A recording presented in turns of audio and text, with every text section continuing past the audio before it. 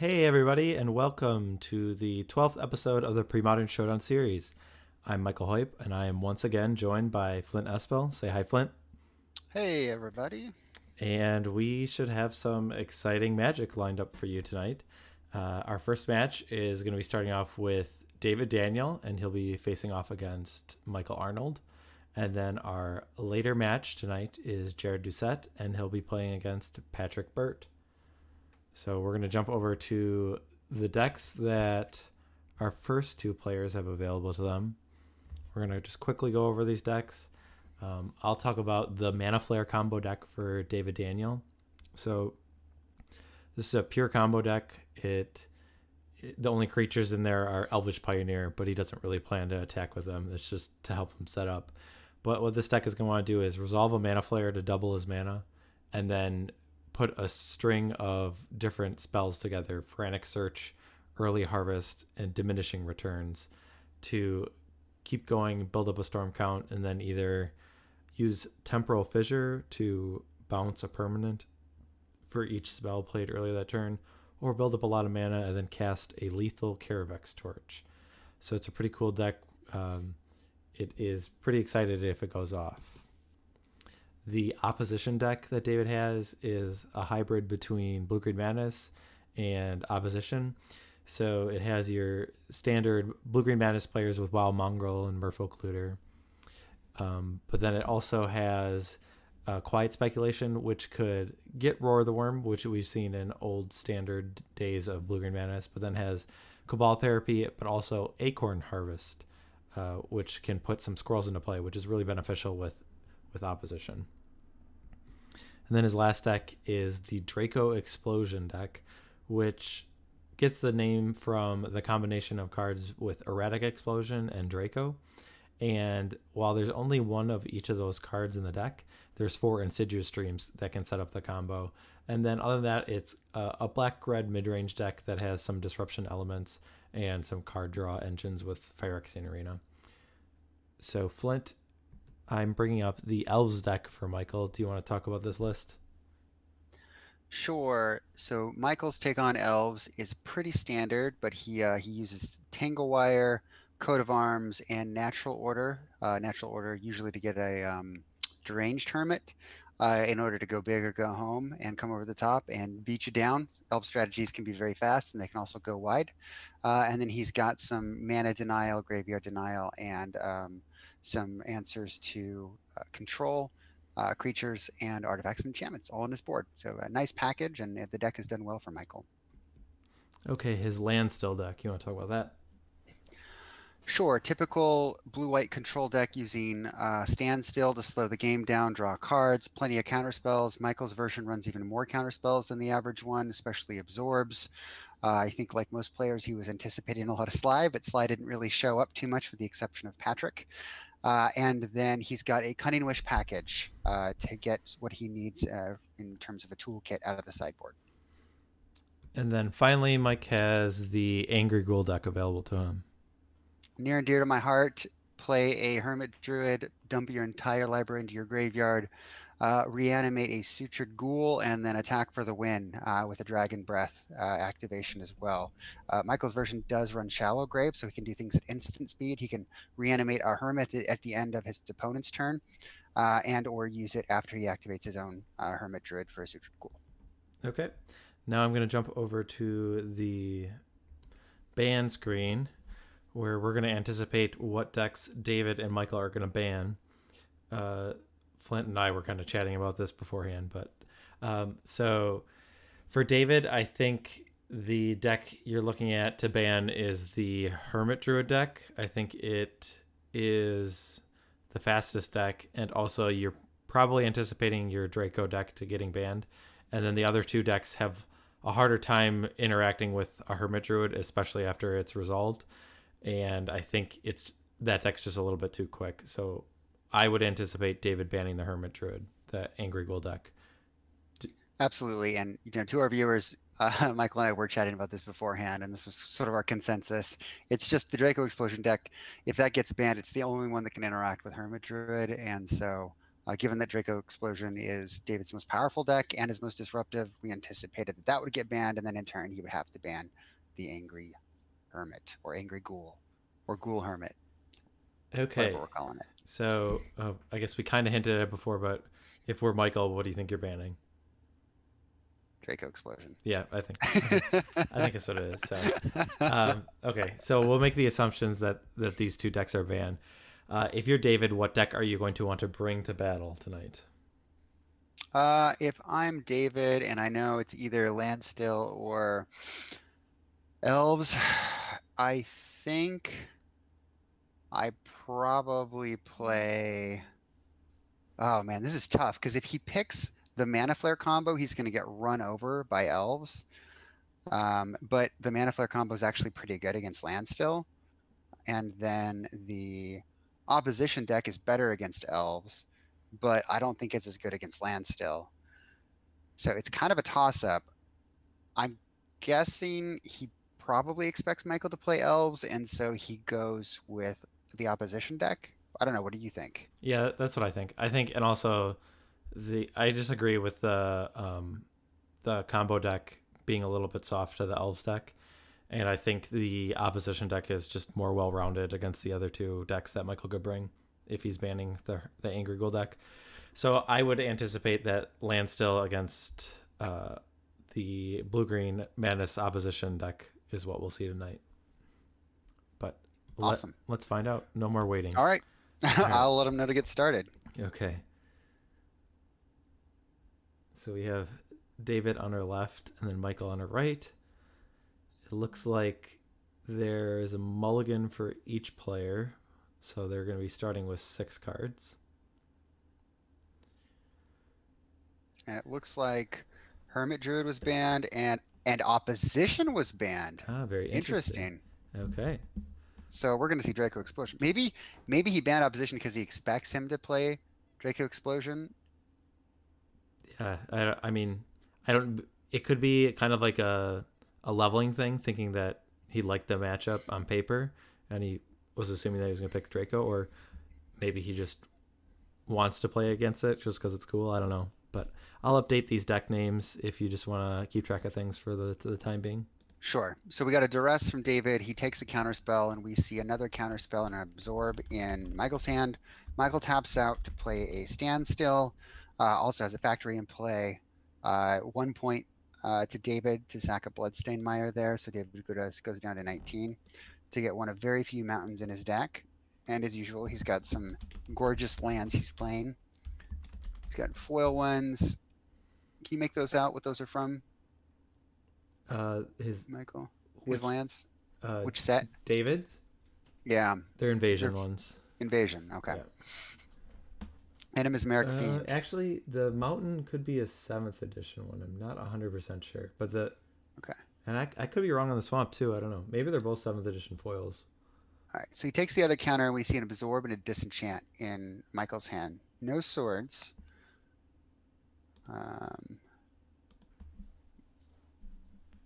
Michael thinking here, playing his Darker Wastes.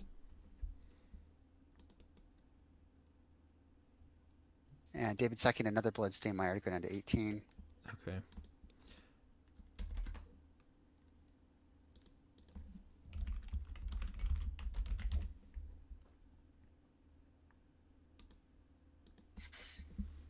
All right. So David's just going to jam a Hypnotic Spectre here. Yeah, and that one can be problematic for Michael if it goes unresolved or unanswered. Sure.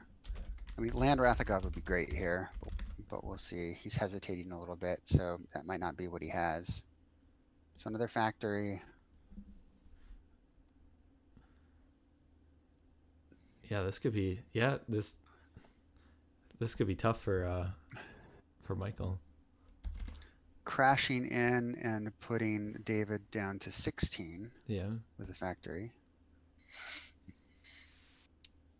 So here comes the spooky Spectre. Very, very spooky.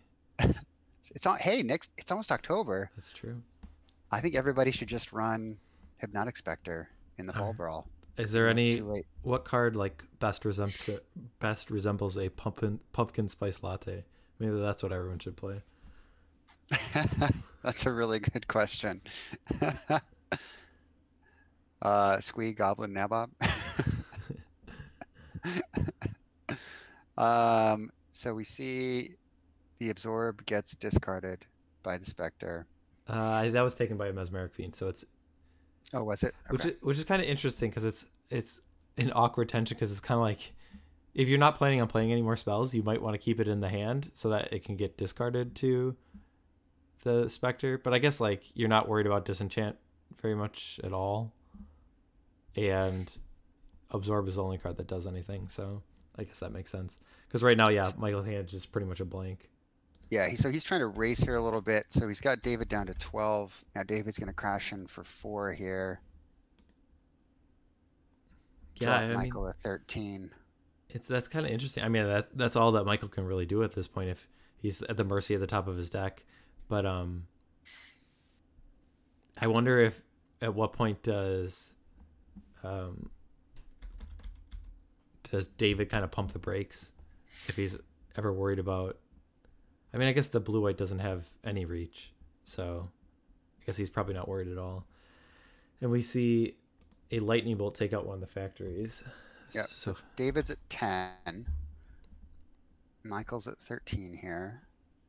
And we just really see the power of Hypnotic Spectre, right? Old school players know all about this, but a lot of people who might be new to Premodern, maybe didn't play back in the day, Hypnotic Spectre is not as good by today's creature standards, but back in its time, if it's unanswered, it does so much work, and especially in this deck. Such a powerful creature. So we saw the decision that Michael said he was going to try and race it because it was 4 against 3 before. But how different would this game be if he was leaving Mishra's Factory back and preventing those mesmeric fiends from attacking? I mean, because they've dealt 5 damage, I think. Mm-hmm. Do you think that changes things? And he's still getting aggressive. Do you like that, or do you think? I mean, I think with only 1, I feel like I would not be attacking because your draws I might pump the brakes now. I feel like your draws are more powerful. I mean, I guess the problem is you might have like a Factor Fiction, and if you have to take a whole turns playing Factor Fiction, it could get discarded to the Spectre or like a Duress or something.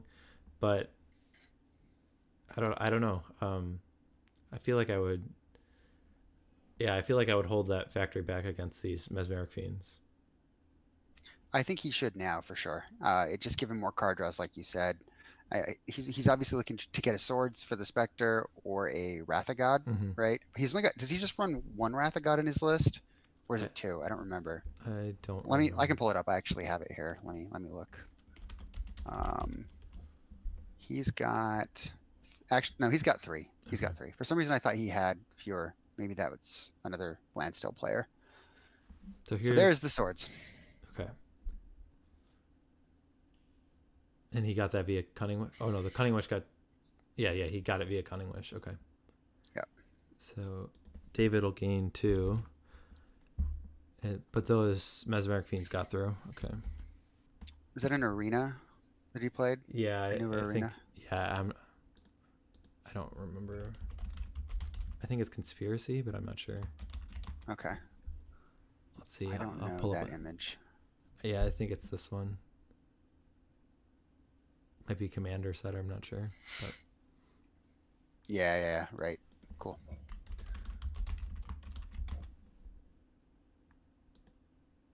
It's a fiendish battlefield for David. So I guess if there were like a Phyrexian arena in play, then maybe I think Michael's aggressiveness I think would have made more sense, but before I wouldn't have been attacking. Okay, so we see a Grim Lavamancer was attempted by David, but Counterspell was ready from Michael. Mm-hmm. And yeah, and that Mishra's Factory is keeping everything at bay.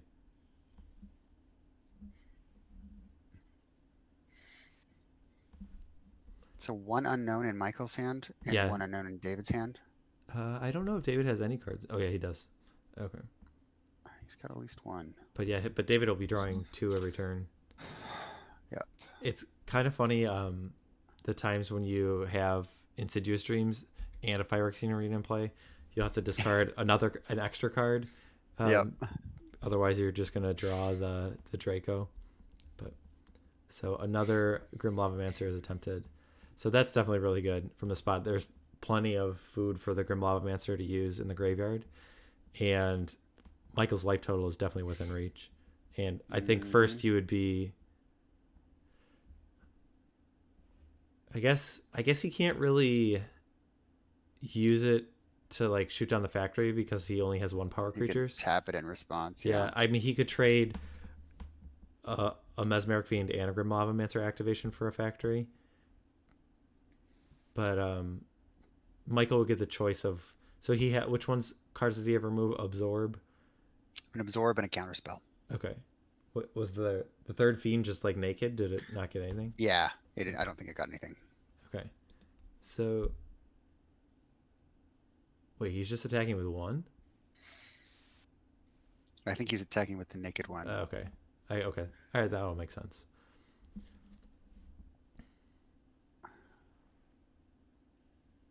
So David is going to shoot it. Shoot it before damage. That makes sense. Yeah. So he's Cunning Wishing and.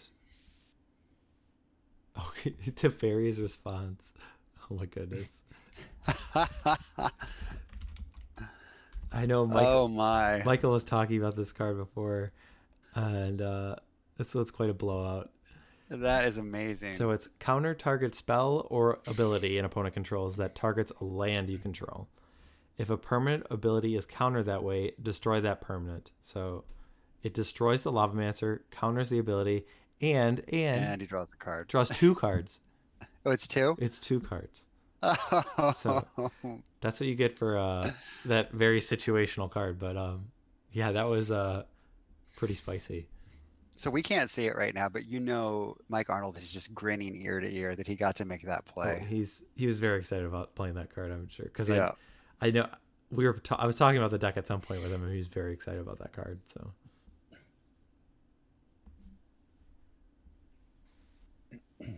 So now a second factory has joined. What have I missed? So David's at 5, I guess now, okay, and it looks like Mike Arnold's at 6. Yeah. Did he get a hit in, or have I just missed that many Phyrexian Arena triggers? Not that many. I think you may have missed a trigger. Okay. Oh, he might. Oh no! Did he have to take a damage for a land? I think that might have been it for the Grim Lavamancer. Okay, so another Phyrexian Arena has been played, and now David is playing Arcturus. So he does not have a lot of time. I gotta update Michael's life total. So do you think, because he can't be expecting to get through with these Mesmeric Fiends, so I mean he could have multiple bolts in his hand. Okay, so in response to the duress, a Decree of Justice is cycled, is for 4 tokens. 4? Okay. Yep. And the card that he draws, so he shows Counterspell, Impulse, and Flooded Strand. JS King. I don't think I've ever seen Teferi's response kill a creature either. Have you seen it ever kill a creature? No, I haven't even seen it cast that many times. I mean, I think it was designed for against like Rishadan Port or that kind of stuff. I think it was more Port, but because I think 7th edition was after Invasion, but maybe I'm wrong. But it was originally an Invasion though, right? The Teferi's response? Yeah. Yes, but I was saying like Opposition wasn't that popular when it was in Urza's Destiny. It was more popular when it was printed in 7th edition, and Invasion was printed before. So, yeah.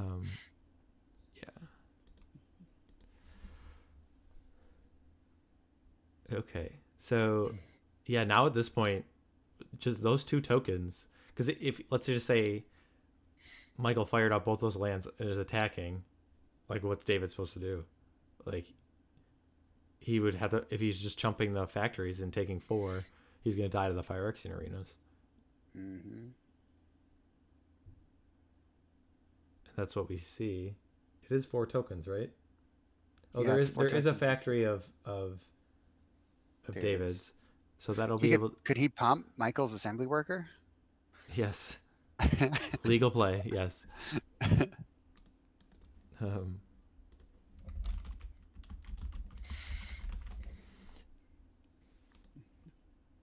but Jared says even if his mom was playing Stancil, he would want her to lose. And I Jared's mom does play Magic, okay. actually. I like the standstill deck. I don't know. I mean, you could say it's the bad guy in this matchup, which I'm probably inclined to agree, but it's really fun to watch. Like the games are interesting from a commentator's perspective, and Absolutely. I don't think it's that oppressive. I mean, I think it's very good. It's tier 1, but I don't think it's unbeatable. I don't know. It's a bold statement too from a Stasis player. Well,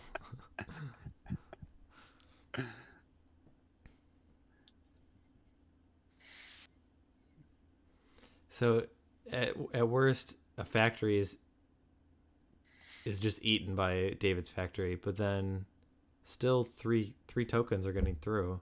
So would have to think of removal spells here. So a lightning bolt.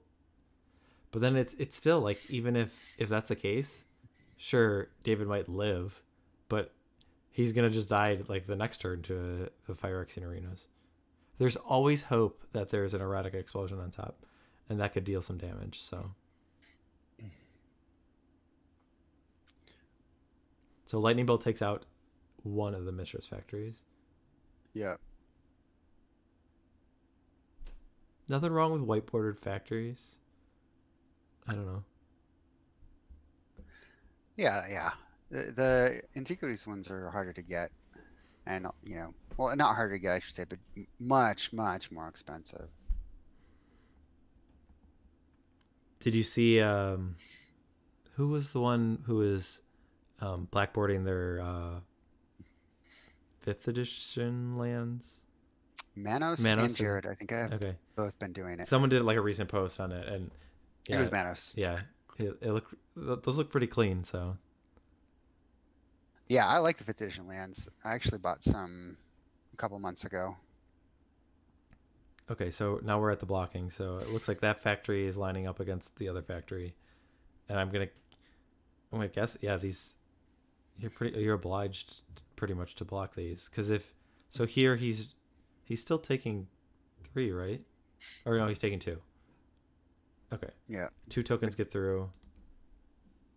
But Michael now has a counterspell in his hand. So he's got an absorb and a counterspell and an unknown, but it's the counterspell that David has to worry about. Yeah. If he draws like duress and erratic explosion. All right, he's at 1. These could be wonderful cards. Ooh. There's no life gain in the Draco deck, right? Correct. So yeah, this is his last turn. Michael's at 5, so a factory attack and a bolt would do it. Why is he at 5? I thought he was at 6. I think he had to tap a Darker Waste. Okay. Yeah, but there is a counterspell in his hand. Yeah, chat, I really like the Winter 5th edition Mountain a lot. That's my favorite one. I'm a sucker for the purple. I really like the Snow-Covered Plains and Ice Age with the purple sky or whatever. All right, he did not find the answers. Oof, close game. So I just want to see the blind erratic explosions. They're exciting. I flipped one in one of the matches I played, and I think I might have flipped like a Griblavamancer or something. It was not that exciting, but. All right, so it looks like we're going to sideboard. Yeah, so let's jump over and see what changes after game 1 for these players. So let's bring up David's list. The Draco Explosion deck. So the cards in his sideboard, Overload, I mean, I guess it hits factory. I don't think it's good, though. It's Negator and Pyroblast. Yeah. Engineer Plague, you can bring that in against the Decree of Justice. No, so Pyroblast. You actually could. It's not necessarily bad, but that's 10 cards. The thing is, can you take out 10 cards? No, because I mean, especially if you know Michael's list, because he has a bunch of those disenchants. Like, I don't think all those disenchants are getting out. And even if he does sideboard them out, you know that, like, that Mike still has the 4 Cunning Wish, so he's still gonna have access to Disenchant. I would only bring in the Engineer Plague if I would anticipate my opponent bringing out all their ways to remove it, and then I think it's okay, because then the Landstill deck might have a harder time closing, but I don't think you can do it in this matchup. But yeah, so the 4 Pyroblast and then the 4 Negators. So what cards are bad, or what cards are not great? Uh, I I think he may just take the combo out. Um, 2 Blazing Interesting. Do you think Spectre, then? 1 Draco, 1 Erratic Explosion. That's 4 cards right there. Just And then he takes out the 4 Insidious Dreams and boom, done. it just seems like, why do you have the Pyroblast in the sideboard if like it just seems like those are good against protecting the combo, like the other cards, especially in this Well, I matchup, think because it's kind of like, yeah, because if you resolve a Hypnotic Spectre, the cards you care about aren't blue, they're white.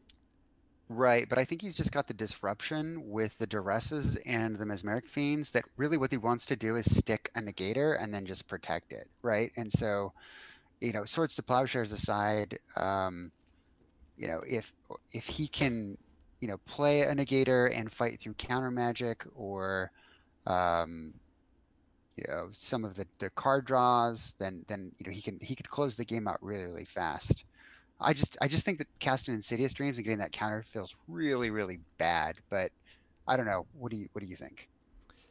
I mean, my inclination was not to bring out the combo. I would maybe shave some of the Grim Lavamancers, and I mean, yeah, I might shave some of the bolts too, like, and just be more try and get in that way. I don't know, because I don't know. I feel like the combo is still pretty powerful. But We chat was talking chat about is Yep. Go ahead. Go ahead. boarding out Dark Ritual, especially on the play. I don't think that's something I would do. I mean, just the possibility of resolving a turn 1 Negator, Hypnotic Spectre, or Phyrexian Arena are really appealing, and I don't think even on the draw, I feel like I still want Ritual. It's really powerful in this deck. What do you think? Yeah. Yeah. No, I could see that. So over to the Landstill deck. Are there cards that are exciting? So,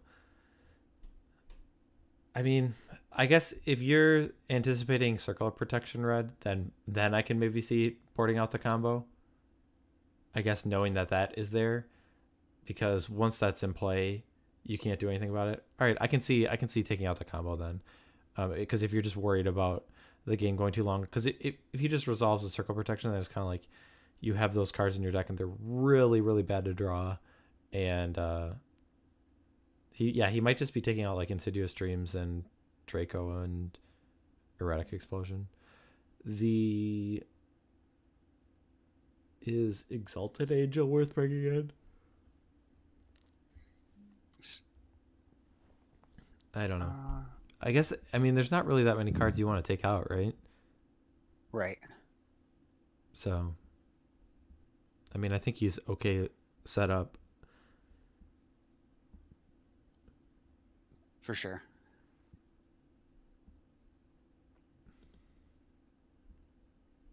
Oh. Yeah, I had to check because my list right here does not have Teferi's response. Yeah. Yeah. I'm not seeing it either, actually. It might have been that case where he initially submitted something to me and then later had updated or something. But We can check in with the players real quick too.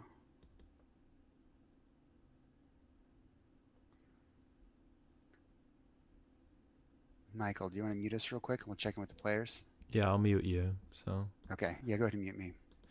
okay, so yeah, I mean, I can't see that many cards that you want to bring in, especially with like the wish package. A lot of them just have more utility in the sideboard. But I think this circle protections red maybe would come in, and then maybe Exalted Angel I can see.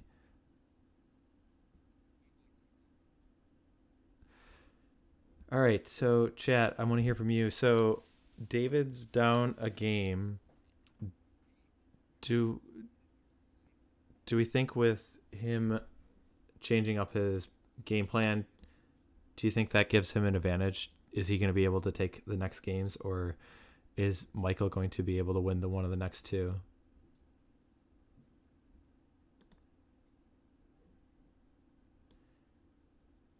Yeah, right now Flint is checking with Michael regards to the deck list, because the list that I have up does not have a Teferi's response in the sideboard.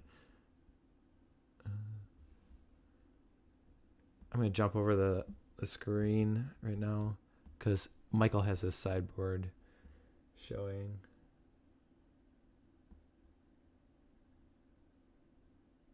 So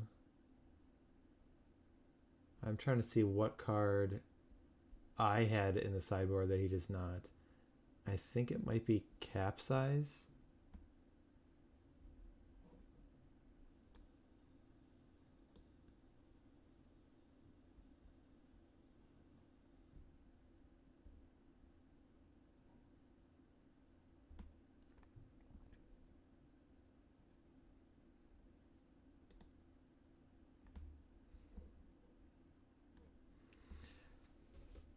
Robin, you were asking about the bans. The Hermit Druid deck was banned, and then, yes, the opposition deck was banned.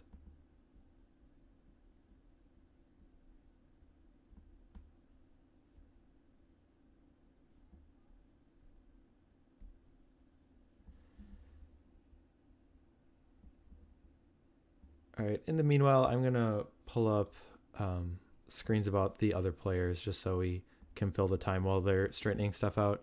I'm going to bring up the slide about David Daniel. So we asked the players what their most accomplished, the accomplishments for Magic that they're most proud of. And David has quite the resume. He has 5 Pro Tour appearances, 4 Day 2s, and countless GP cash finishes and SCG top 8s. And he was the winner of the largest Premodern tournament ever. I think that was the first one that he played in. That was at the time that he filled this out. I don't know if subsequent monthlies we have gotten bigger, but it was pretty big. Right now, the situation, we're figuring out the sideboard that Mike had submitted, because the graphic I had displayed did not have a Teferi's response. And so we're trying to figure out if Mike had submitted a different list. Okay, and in terms of his non-Magic accomplishments, David is able to play 5 instruments. So that's quite a musical background, so that's pretty cool. I played a little bit of piano when I was younger, and then I played the saxophone up until 8th grade, I think. I was in jazz band. My career, I had a solo in a jazz band performance once, but probably not quite as impressive as Daniel's skills.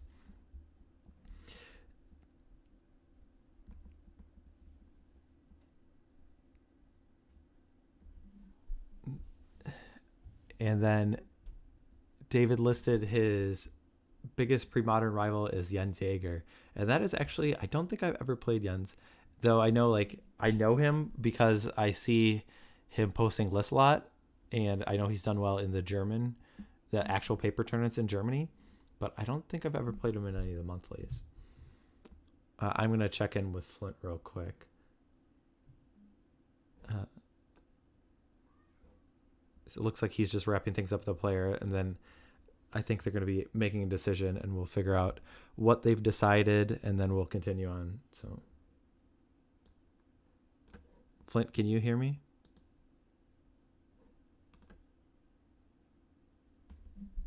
Flint? Yep, I'm back. All right. Do you want to tell us what the resolution of that was? Yeah, so it looks like Michael had an older version of his list that he had uploaded to you via an app, and had updated it later, but the version that he had uploaded to you may have been an older one. And so we decided to play it out as though that were a stifle in his sideboard instead, which wouldn't have killed the Lavamancer, and at that point David probably would have won that game. And so Michael conceded game 1 to David, And so David will be up 1-0. We'll move into game 2. They were both really good sports about it. And again, this is just for fun. So we're going to go to a game 2, and Michael Arnold will be on the play. Okay. All right. So it looks like they're shuffling stuff up as they get situated, but we'll sit on these slides until they're ready, which shouldn't be too much longer. I was just talking about, I don't know if you had me muted when I was talking, but talking about how David's rival is Jens Yeager. Have you played Jens in any of the monthlies or anything? I have not had the pleasure. I was just saying, I know of Jens, but I've never played him. Yeah, that's what I was saying is like I know him because I see him posting, and I know him from like the German Premodern National Championships, but I have never run into him in the monthlies to my knowledge. So David wishes that Bitter Blossom or Dark Confidant were legal in Premodern. Yeah, I could get behind. I mean, I think both of those would be really interesting. I mean, like Bitter Blossom is a very powerful card, but I don't think would be overpowered in Premodern. Because I mean, part of the reason why that card is so good was the synergy with the other cards, and it doesn't have. You're not getting the benefits of the Mistbind clicks or the Spellstutter sprites or the Scion of Unas. So I think it's just like a pretty reasonable generator. And then Dark Confidant is a card, yeah, I definitely thought before it would be cool if it were in this format.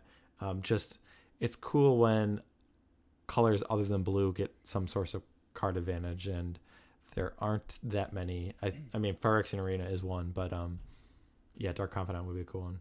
Plus, I just love like when they're on creatures, and it's like when people are encouraged to play creatures, I think the games are a lot more fun because they're usually the easiest to interact with. So I like that aspect. His favorite non-magic activity is listed as guitar. So I'm going to take a bold prediction and say that's one of the 5 instruments that David plays. Good call. Yes. Good call. And I'm looking at the chat here, and it looks like we have some Magic players who are some musicians as well. Oh.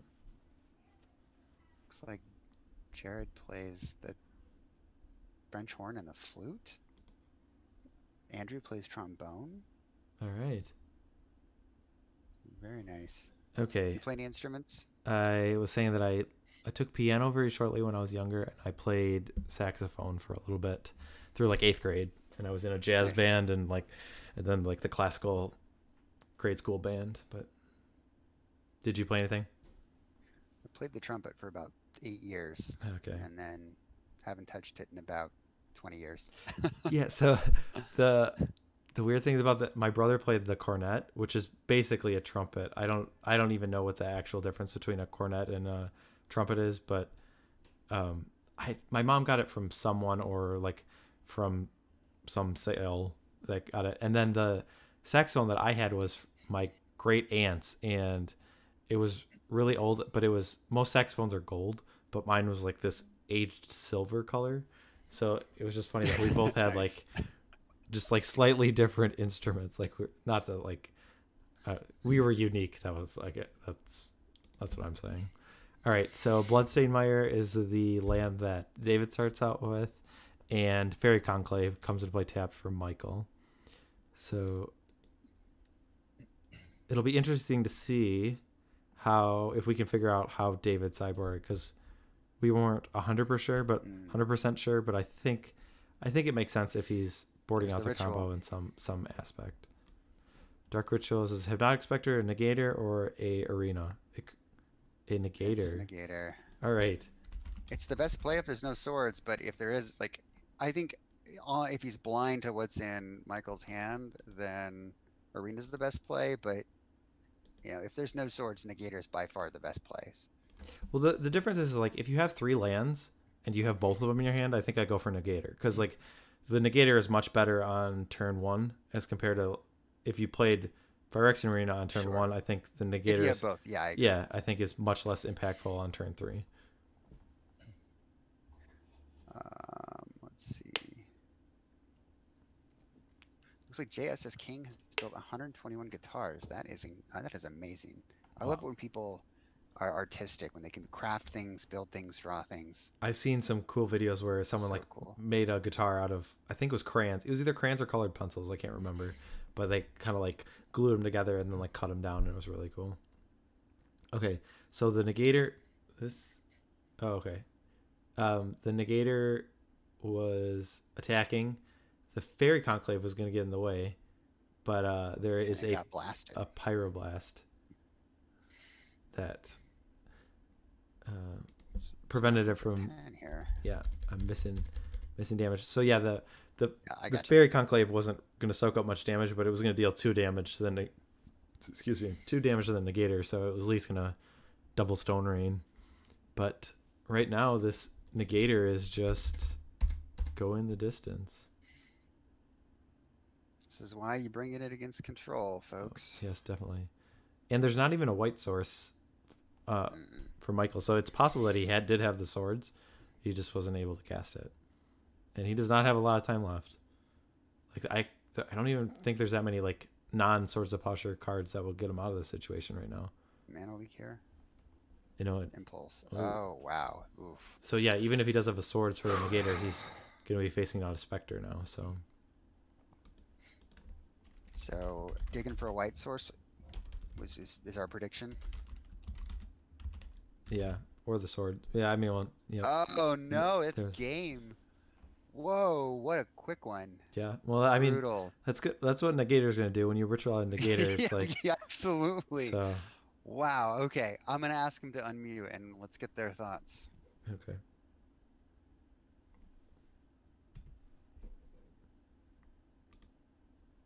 Plain. Wow.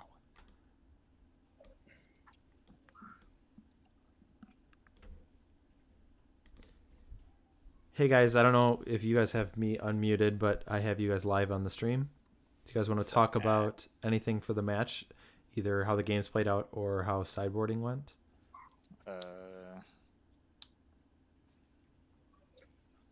So yeah, I was looking through my sideboard, and after correcting it, of course, I was like, I really don't have too much to bring in against him. So I just threw it straight back right there. I mean, maybe I bring in like another Exalted Angel, just to kind of keep myself out of trouble, because at any moment you can just kind of die. So I did think about that, but like I felt I really didn't have anything to cut. I need the removal, even like the disenchants to take care of like the arenas.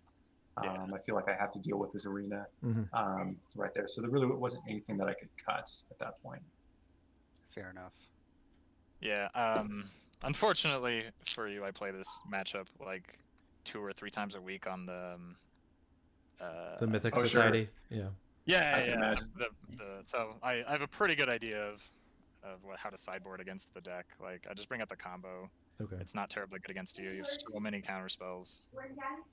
If you land the cop red, I can't really do anything about it at all. So Sure. I just kind of lean on the negator package. That Pyroblast was super lucky. Like I had it when you played the Conclave. I was like, oh, I'm gonna get him.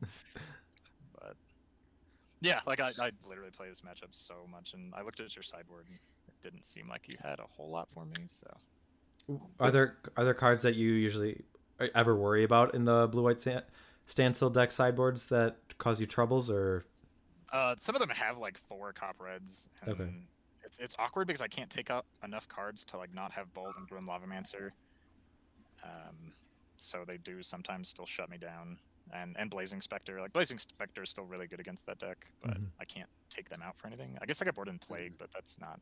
We did talk about that, but yeah, I think especially against Michael's list with him having the 3 disenchants and the Cutting Wishes, it's if you thought that it might be able to actually just blank Decree of Justice, it might be okay, but it's never going to do that against Michael's list, so I don't think it's there's right. all kinds of crazy. Yeah, I don't want to. I want to give him as few targets for dismantling below late game as I can. That card's so good. Makes sense. Can you But talk yeah, Game about? One was super weird. He like, I was like, Teferi's response is so good. Yes, And then I remember looking at a sideboard. I was like, wait, I feel like I would have known about that. We- So, Yeah, we didn't realize it. Someone pointed out in chat, so. But we were definitely excited about the Teferi's response. I'm That was- sure. I was excited about it. Whoa! definitely came out of nowhere right there. Yeah, that's just like my little bad. But as I was telling David right there, I definitely got schooled in my own list because there was also let's see, in one like my final attack going in against his Mishras, I impulsed to be able to find swords to plowshares, crack my flooded strand to go get my third planes, which turns out I don't have. Oh. So Right. I only read two planes right there. I was like going back to my list, like in between the match, like, yeah, I only run 2 planes. So I definitely got schooled in my own list. And, you know, like I said, I before tonight, played blue white 2 different times, and I have never had a stifle in my 75, sitting in my deck box. It's just, so that's my bad, guys. That's right. Can you talk about the ban process that you went through, the thought process you went for banning the opponent's deck? Mike's a super nice guy. I actually had this idea a couple weeks ago right there because, everyone's banning, Draco Blast. And I figured like by this time I would know if I'm going to make top 4 or not. And I figured with 4 wins under my belt, I had pretty good chance. So I was like, let him play. Then Mike Harris beat me to it. Okay. And then afterwards, I'm like, oh man, what do I do? And it's just like, just do the same thing. It's a showcase. Sure. If everyone gets to play like each of the decks about 2 times, I think that gives the viewers, good variety right there. Just really, you get to see a lot of different matchups rather than, kind of the same thing repeating week by week. So, no, it's a sweet deck. I mean, he brewed up like a tier 1-5 deck all by himself right here and kind of, burst onto the scene. Yeah. Pun intended. So I thought you definitely should have plenty of opportunities to both show it off.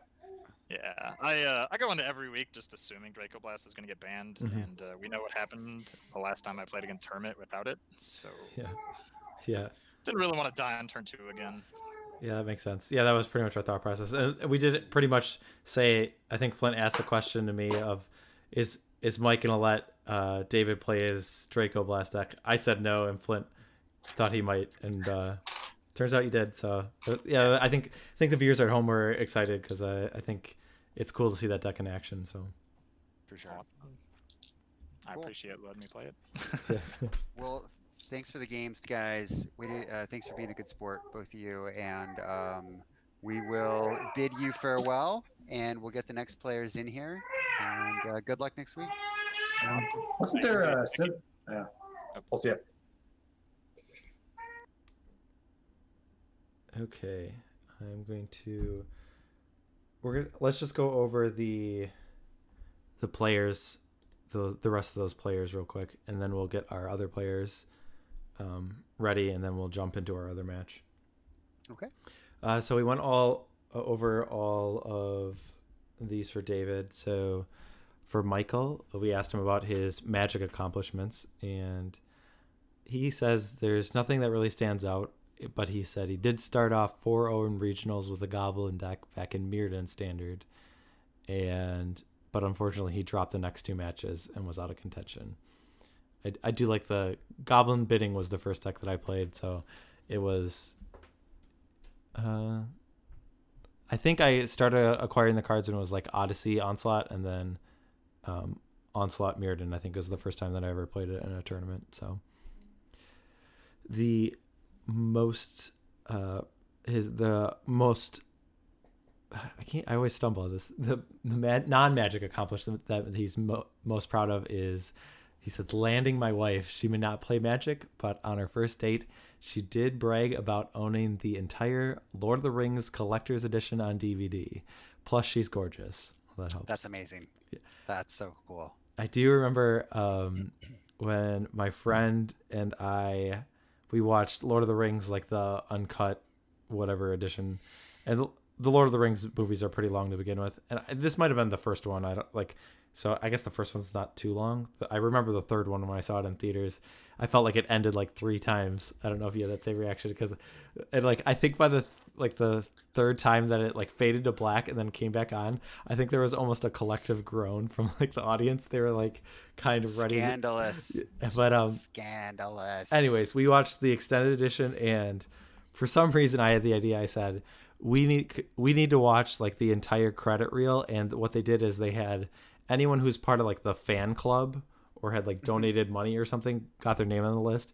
So it was probably like an extra like just 20 minutes of just like random name scrolling. So when I say I watched the extended edition of the first Lord of the Rings, I watched it completely. So You are talking to a diehard fan. Yes. So I probably read that series about 12 times, and I waited in line for about 8 hours at my movie theater to see Fellowship of the Ring Okay. when it came out, and I probably saw it about 6 times in theater. I love those movies. But my significant other hates long movies. So early the dog and I will sometimes sit down with a beer and some dog treats when she's out of town or working, and we'll slog through them on our own. I always enjoyed the movies. I definitely read the first 2 books. I do remember doing like a book report on the Two Towers. It's just, I guess, not my style of writing. He's just so verbose. There's so many things that like, I don't know. I feel He's not verbose. Victor Hugo is verbose. I don't know. I feel like he uh, spends 2 pages like talking about a random like unimportant tree. Yeah, no. Dickens, Hugo, like Tolstoy, those guys are verbose. Like Tolkien's books are not that long, and he's not into descriptions like some of the classic authors. So I disagree with you, and I have spoken.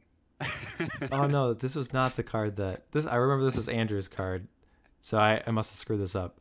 So this was not the card that Michael wanted in Premodern, but.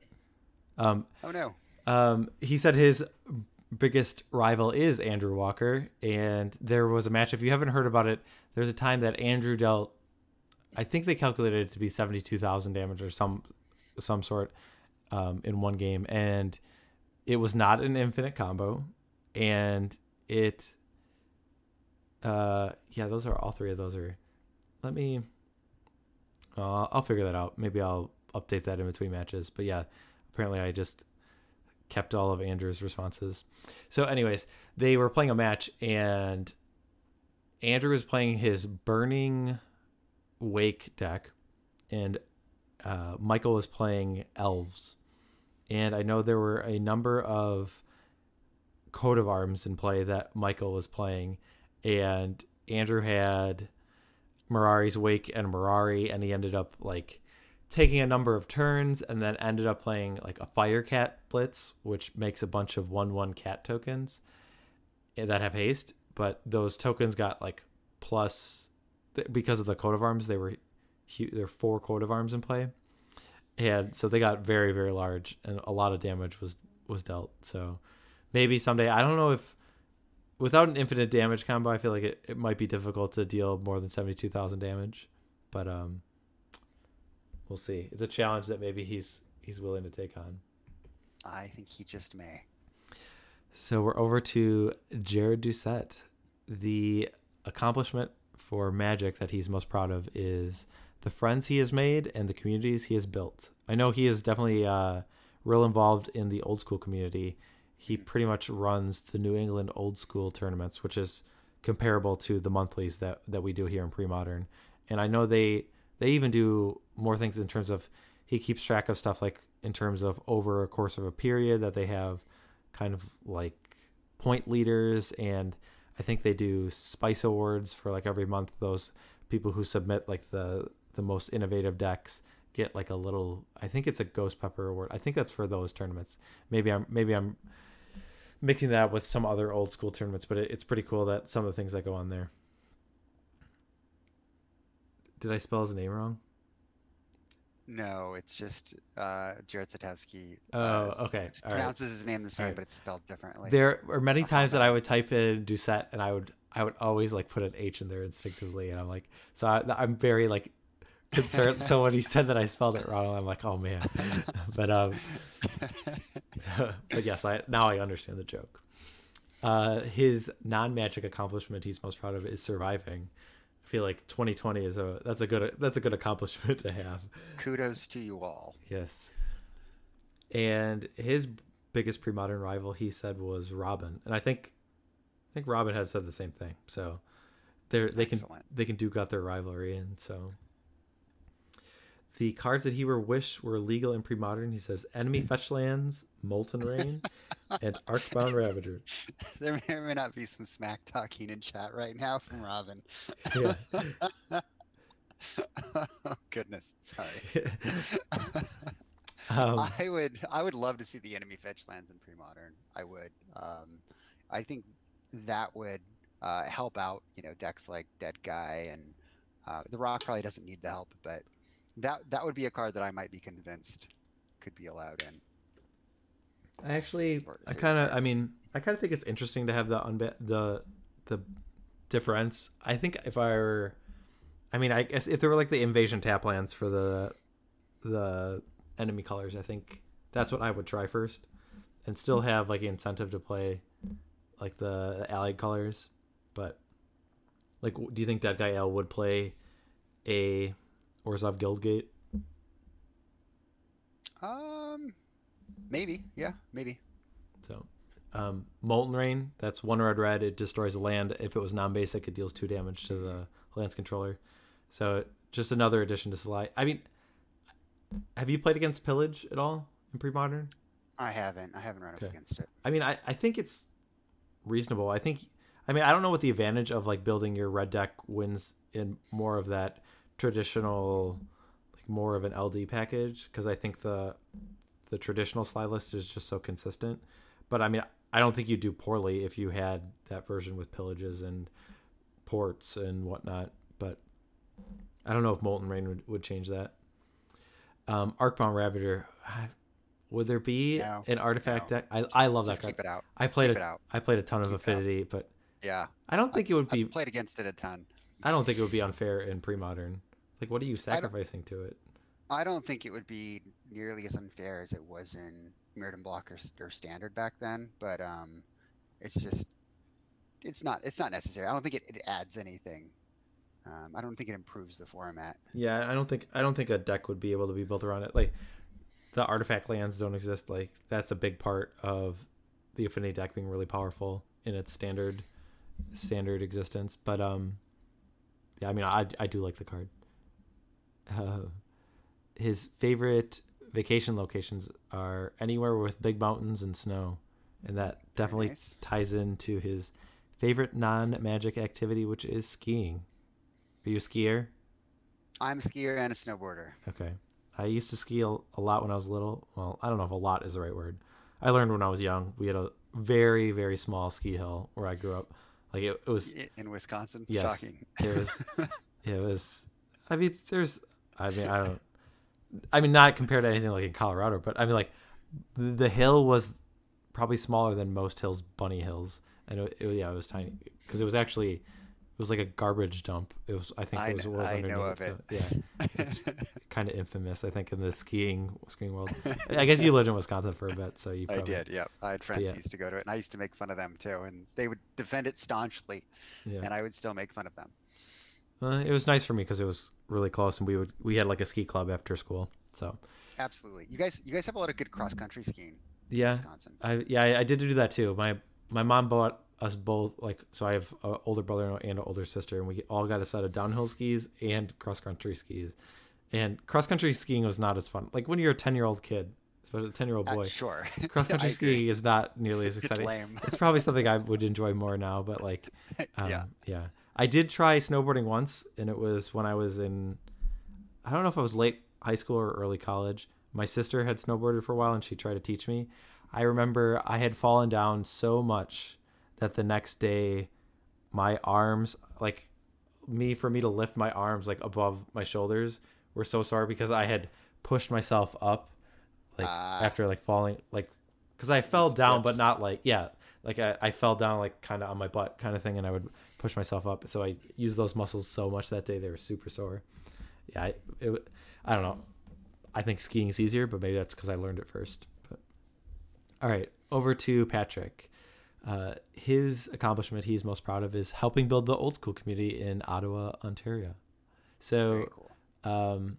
Another old schooler that we could talk, because we just talked about Jared, but yeah, so that is actually, I think, I don't know if it was Ottawa or, I don't know what group, but the only old school event that I played on was online, and it was a Canadian based one. So it was fun to play there because they allowed proxies. So I don't quite have the setup Power 9, so I made some cool proxies and played in that tournament.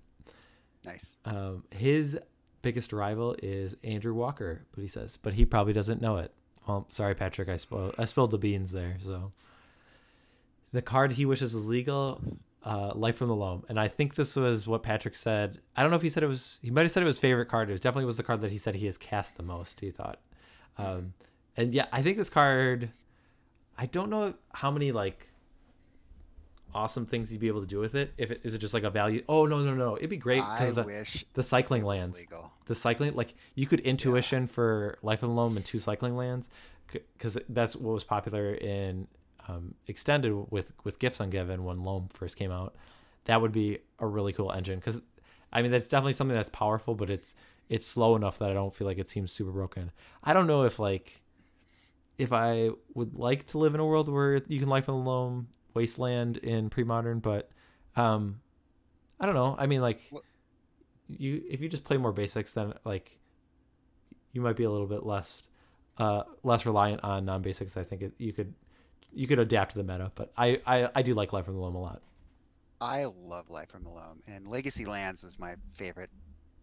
Maybe one of my not my favorite deck of all time, but certainly my favorite Legacy deck of all time. And my 4-color lands deck is like 2 cards away from being broken, and it's Tabernacle and Life from the Loam. And obviously Tabernacle would not be fun in Premodern, but Life from the Loam is just so good, and Dredge is such a broken mechanic that just even adding the cycling lands with Seismic Assault, like it just opens up so many possibilities.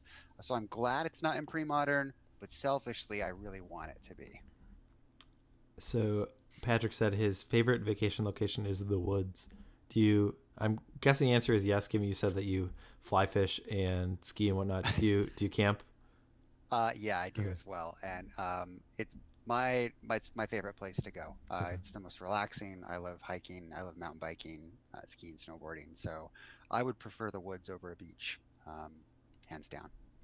I do like the woods, but I would definitely prefer a beach. But I did a lot of camping when I was younger. I haven't done it for a long time, actually, because I was in Boy Scouts and I was really involved in that. So I did do a lot of camping, but hopefully eventually I'll get back to that point where I might do more camping. But right now, my wife is not a camper, so she's much more of a beach person. So I feel you. I think we have the same situation. Yeah. His favorite non-magic activity, he says, I run sometimes. So he dabbles. He dabbles in running. All right. We're going to take a quick break. We're going to get our other players set up, and we'll be back shortly.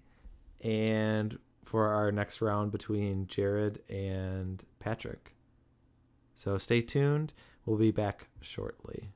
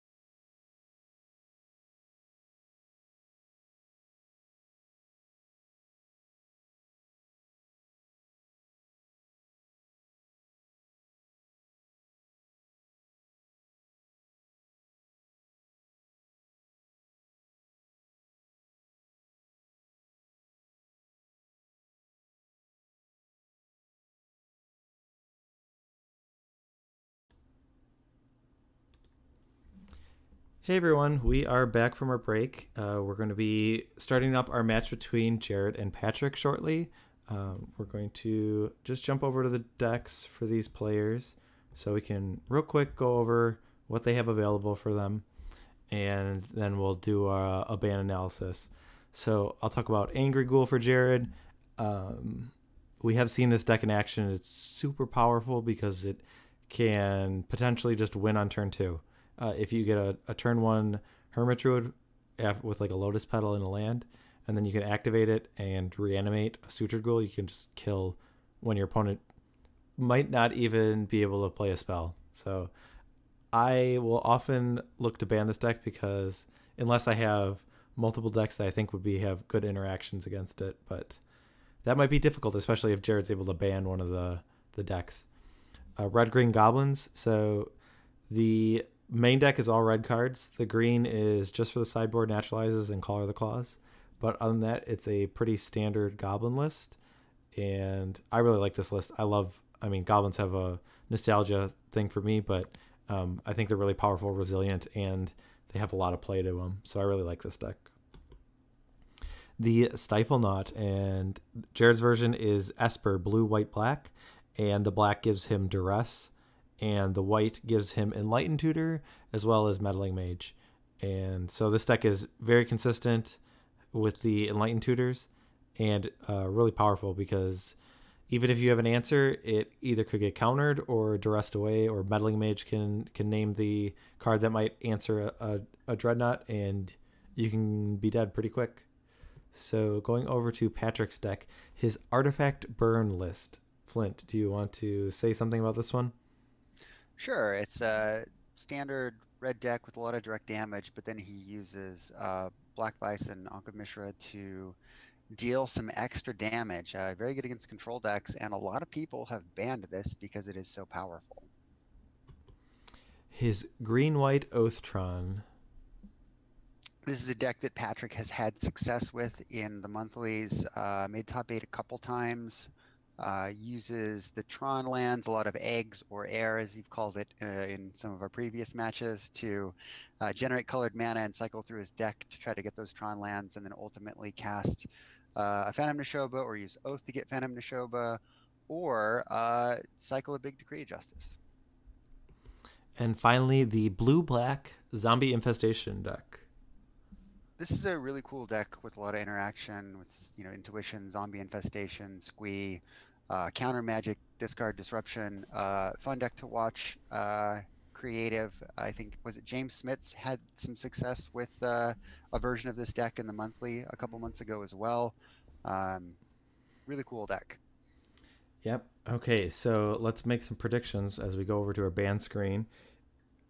All right, I'm going to look, if I'm from the perspective of Jared, I think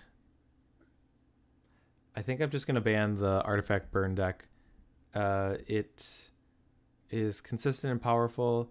I mean, I would be happy for the Stifle Knot deck to play against it. I guess I'm not sure what is in the sideboard of the Artifact Burn deck, but the main deck, I think the Stifle Knot's version's pretty good against it, but I would anticipate, maybe the Hermit Druid deck might get banned, so I'm not sure, but I think I would ban the red deck. What do you think? This is tough. The burn deck is the one that immediately sticks out to me. If you don't ban that one, then maybe it's. I don't know. No, I think it's the Artifact Burn deck. Yeah. Yeah. And then if you're Patrick, I think this is a little more difficult. What deck are you banning for Jared? I agree. This is tough because the Dreadnought and the Hermit deck are both a little scary. Assuming that Artifact Burn gets banned, and so you can play Zombie Infestation or Oath, I think you're probably... Oh man, yeah, both those decks have fast creatures. Yeah. I don't know. It's either Ghoul or Dreadnought. What does he have in terms of answers for those decks? I don't know. And now that I'm thinking about it, Jared might ban the Oath deck just because all his decks are relying on a creature, and especially if the Hermit Druid one probably cares least about Oath. and if that one gets banned, then he might be in kind of a tricky spot. Though post board, there are answers, there's naturalizers, or there's disenchant effects. So maybe it's not so bad, but I mean, it's possible that Jared bans the Oath deck. I don't know. I think it's difficult from Patrick's perspective. I think I just banned the Angry Ghoul deck, the Hermit Druid deck, but I mean, I feel like the zombie infestation is outclassed if it plays against either goblins or Dreadnought, because the ability to go wide seems really powerful against the zombie infestation. I mean, I guess if you get a quick setup with Squeeze and zombie infestation, the goblin deck might be in trouble, but I don't know. I've seen so many times where you count the goblin deck out, and if you're not pressuring them, they can really take advantage of ringleaders and goblin sharpshooters and goblin war chiefs and getting some really go to 0 to 100 real quick. But then the Dreadnought deck, if you could just duress away a counterspell and then resolve a 12/12, or take away the Chain of Vapor or something, then I don't know. I'm not exactly sure what's going to happen here, but it'll be interesting to hear from the players what their thought process was. Agreed. Okay. If you want to let them know, they can get started. I'm over to the match. Okay. All right, I got to flip. I always have to flip one of the players. All right, so let me adjust. So it looks like Oath and Dreadnought were banned. Okay, well, so that really wasn't what we predicted. So, I mean, I think the Oath one I can understand. I think this is zombie infestation. I recognize that. I think Island is probably only in one of his decks, and then goblins. All right, here comes the goblins. So this is gonna be fun to watch. Who do you think is advantaged in this match? Patrick. Patrick? I think the goblins deck is, but I think I say that most of the time. I mean, I'm a little less excited with the turn 2 zombie infestation, but I don't know. I mean, Robin agrees with you. He thinks goblins is favored. Yeah. Especially if a goblin sharpshooter comes down, I feel like. I mean, I guess there are all 2/2s, but there could be some situations where that thing goes crazy. All right, I'm going to update these decks.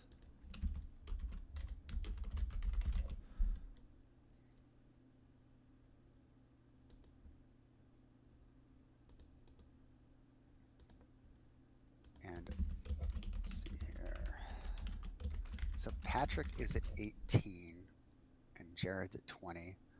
See the second Fanatic come down. So Patrick really just wants an intuition at this point to get some squeeze and get the zombie train rolling. Yeah, that would be ideal for him. Gush would also be good.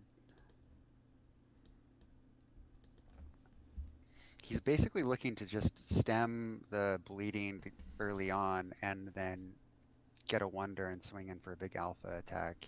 Yeah, I think like this game will really come down to is like how soon is Patrick able to start discounting cards to make the zombies, because if let's say 2 or 3 turns go without him really taking advantage of the infestation, then I think Jared will be in a pretty good position because he's going to be able to have the time to build up a board and play matrons or ringleaders or hopefully a war chief from his perspective, and then really have threatening board states that could explode into stuff like pile drivers or whatnot. I guess pile driver is pretty difficult to fight through when there's a zombie infestation, but looks there's like the intuition. an intuition is being cast. So this could be a tricky spot for Jared. The lovely intuition. If only it could get a life from the loam. If only. Yeah. Is 3 squee the choice? That seems... yeah. Yep. That seems pretty typical.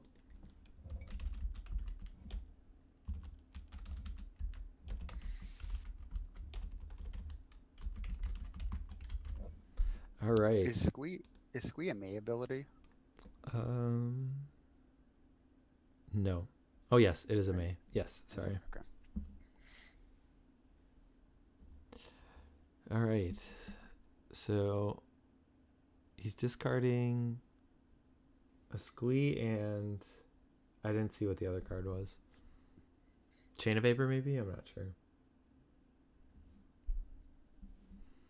And before it's able to block, a Gem Palm Incinerator is cycled, and that will get rid of the token and also draw Jared a card. So he's got the Wasteland up.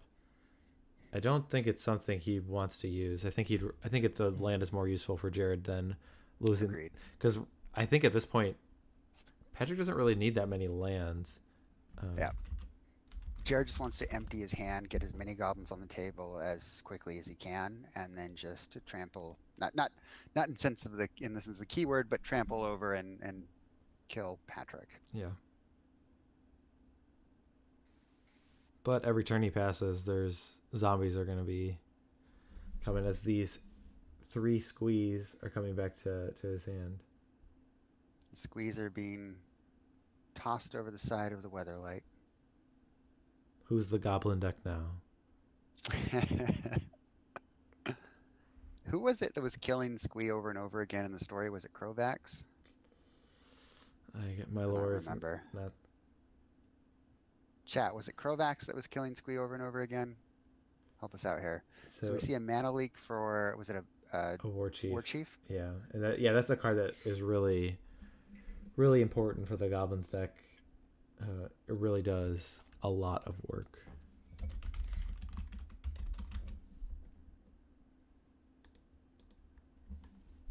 And yeah, these Mog Fanatics, they're kind of stonewalled by these. And we see a Wooded Foothills. That's going to go get a mountain. He might try for a Ringleader.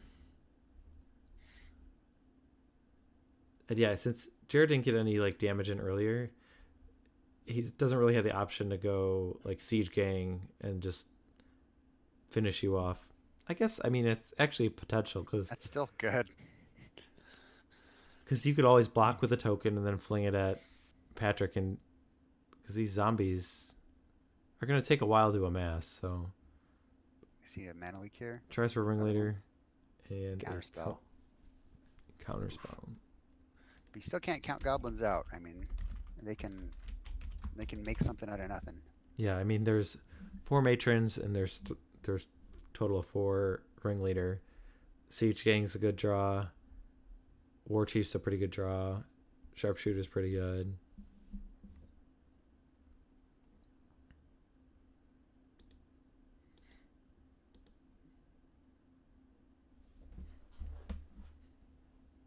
So turn to 14. So the zombies are coming in. Robin's rooting for zombies, which makes sense. Yeah. His brain-loving brethren. Yeah. But he's also rooting for Jared, despite the rivalry.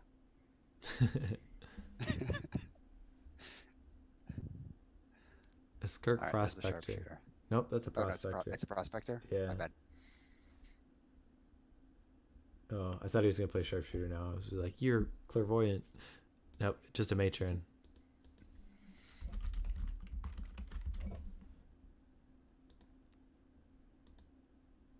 A accumulated knowledge was cast in response, and then it looks like Patrick says that resolves. I guess that would have been a good opportunity for days.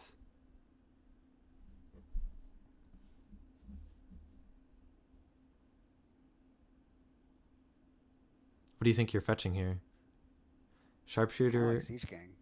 Siege Gang, Ringleader, War Chief. I mean, Ringleader is always good, but I kind of like Siege Gang in this position. But maybe that's wrong. I haven't played a lot of goblins. I think you want, if you think it's going to resolve, I think Sharpshooter is the highest impact card right here.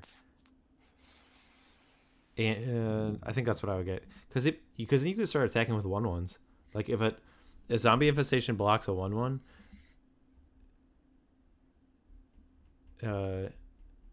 yeah, Yep, that's what it gets. So.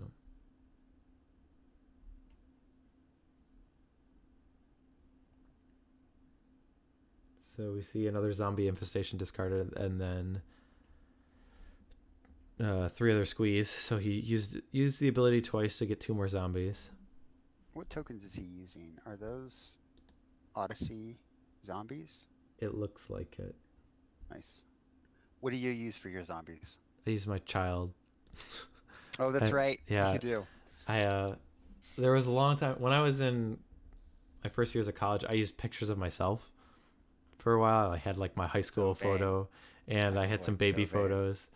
Well, I also did. My friend used them too, and when there were like pictures of me, they would just ask like to my friend, "Are those you?" And he would just say no, and then he wouldn't explain what they were. And the person would just be like, I don't know how to pursue this question further. Like, I'm very intrigued in terms of who this child is, but then when I had kids, I started using those as tokens, so I use those a lot more than the pictures of me. Every now and then I get in there, but yep, zombies or goblins or soldiers or whatever, my children, they fit the deed.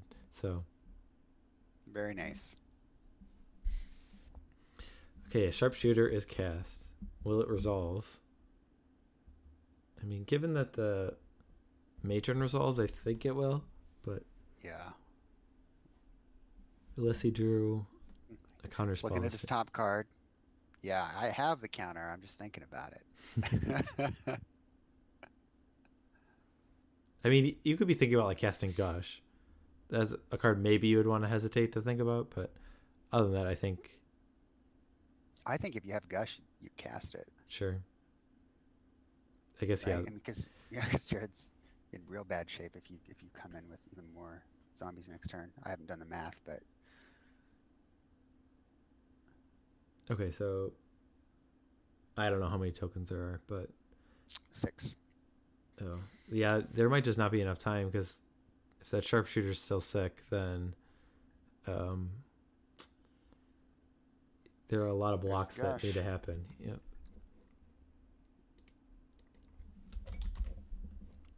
So this seems like it was Patrick being a gentleman here, just showing the cards that are in his hand on the table. If you're new to Premodern and you can do this, please do it. Mike Hoyp won't do it for you because he has a hand cam and he records his video, so don't take it personally, but just leave your cards face up on the table. It's just a nice thing to do. Yeah. All right. I mean, if all these zombies are coming in, yeah, this is awkward.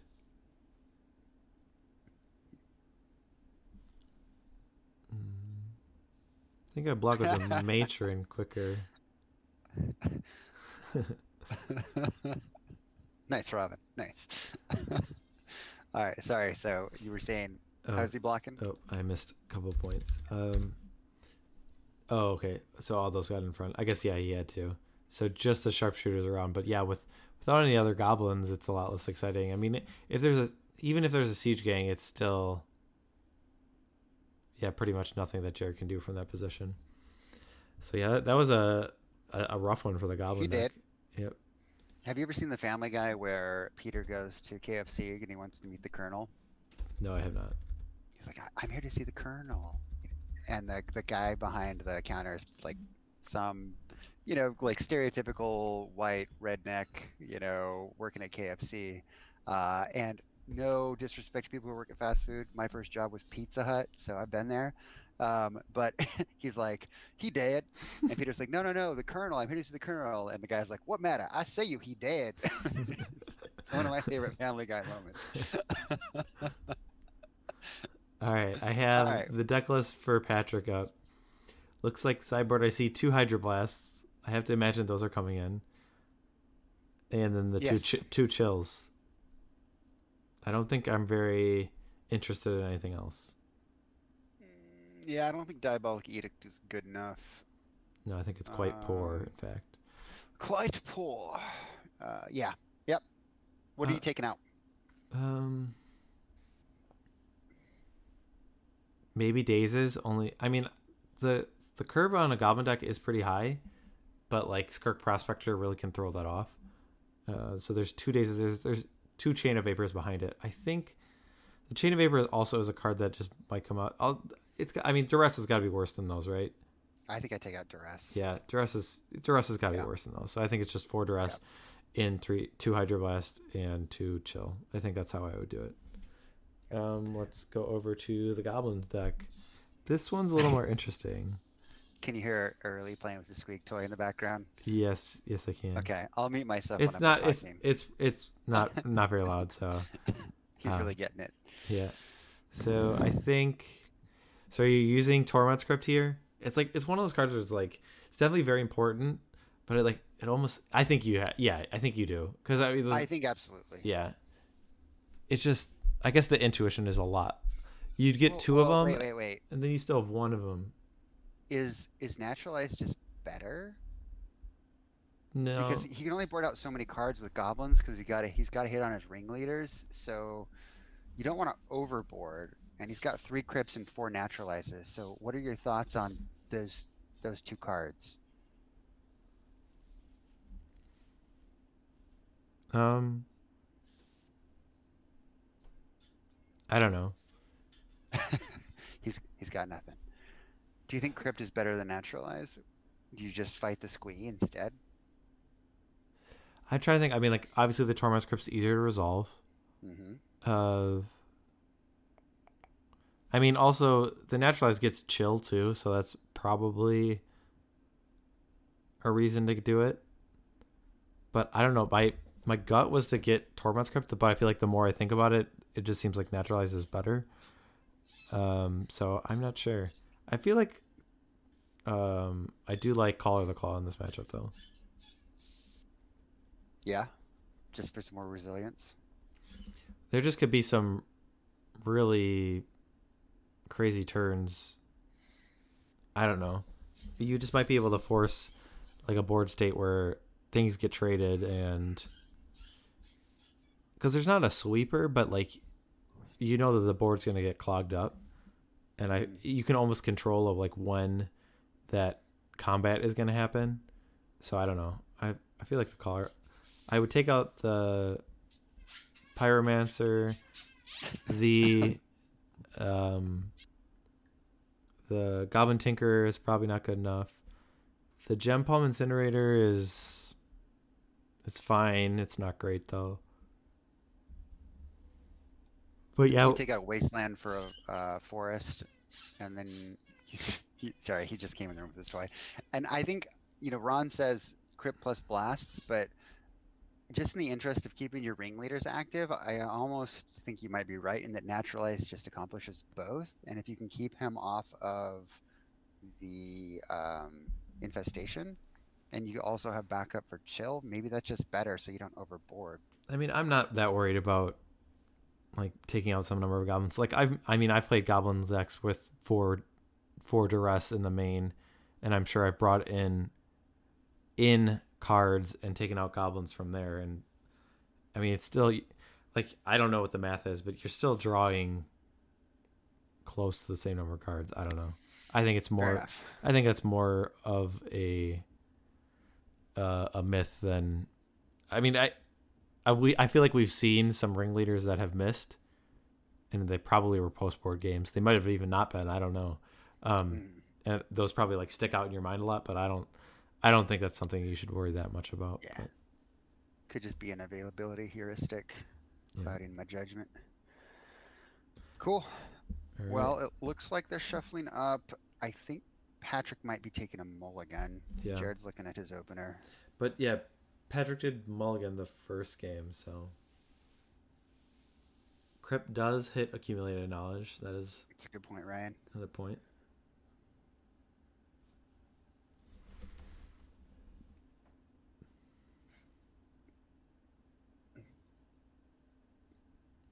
Got a special guest here. Oh man. He's helping out. He's a good boy. With the stream tonight. See if I can get him a camera here. Oh no, hold on. We gotta slide it over. Where's the Franker Z emote? There he is. Everybody, this is the unofficial mascot of the Premodern Showdown series, Early the dog. We like looking at Early a lot more than you. He's way better looking than I am. All right.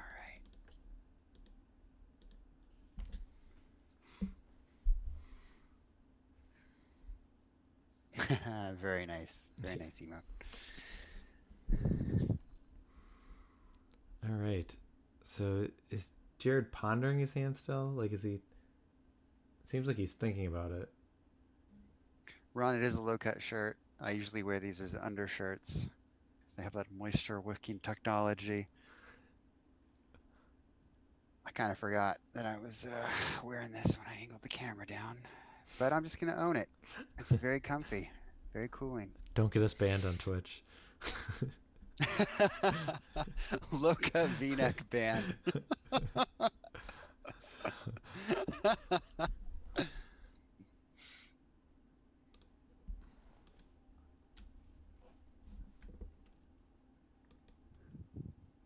All right, we see Swamp Cabal Therapy. Is that what's going on? What are you naming here? I guess it might depend on Patrick's hand. Like, if you have like a zombie infestation, then maybe you're naming something like Naturalize. But my gut was just to name Goblin War Chief, but I don't know. War Chief or Ringleader. So his hand is Siege Gang, 2 lands, and a Pile Driver. So, all right. Oh, I was gonna say that he didn't fetch a forest, but there's a forest in his hand, so he must have brought Naturalize in then, or the Call of the Claws, or both, obviously. But we were debating of whether it was Torment Script or Naturalize. I think it's more likely to be Naturalize right now. And then we see the Fun Police have showed up. Yeah, but I mean, like, it depends on what Patrick does from this point, because it's like, if you just play draw go for a couple turns, Jared's very happy with this because he's attacking for 4 every turn, and he's still able to develop his board. So we will see what happens, because if there's any 1-drop here, he could play it, and that makes the Pile Driver much more formidable. Yep, we see a Lackey, and that's a good one. That's a good one too. So if this gets through, because there's no good way for Patrick to really regain the board after there's no sweeper, so it's pretty much zombie infestation he needs. Yep. All right. Well, he's got that, but if he's got 3 cards in hand, I think I'd still. I guess the thing is, like, okay, if you attack with everything here, you're almost assuredly going to be blocking the Goblin Lackey. Are you willing to trade a Mog Fanatic and a Goblin Lackey for a zombie token? Maybe. Then your Pile Driver is just not very exciting. That's the problem. Patrick could have some good cards in hand, too. Like, maybe he plays Infestation, but we don't know what kind of value he has in his hand. Yeah. Is there a Gush here? That makes... Or a Hydroblast. Nope. Okay, a Gush. Oh, it's a Gush. I was going to say, maybe he's trying to Hydroblast the Pile Driver, and you can't do that. Don't you love that we can play Gush? Yeah, I like Gush. Such a cool card.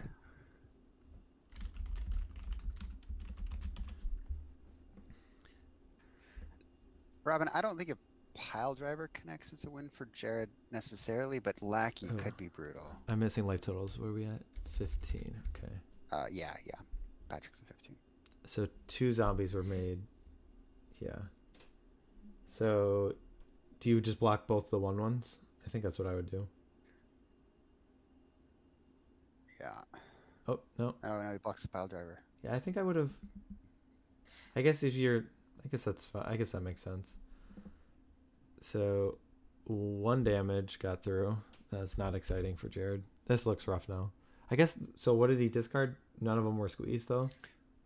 2 islands, maybe a zombie infestation, another zombie infestation, and 1 other card that I can't really make out. Might be a wasteland.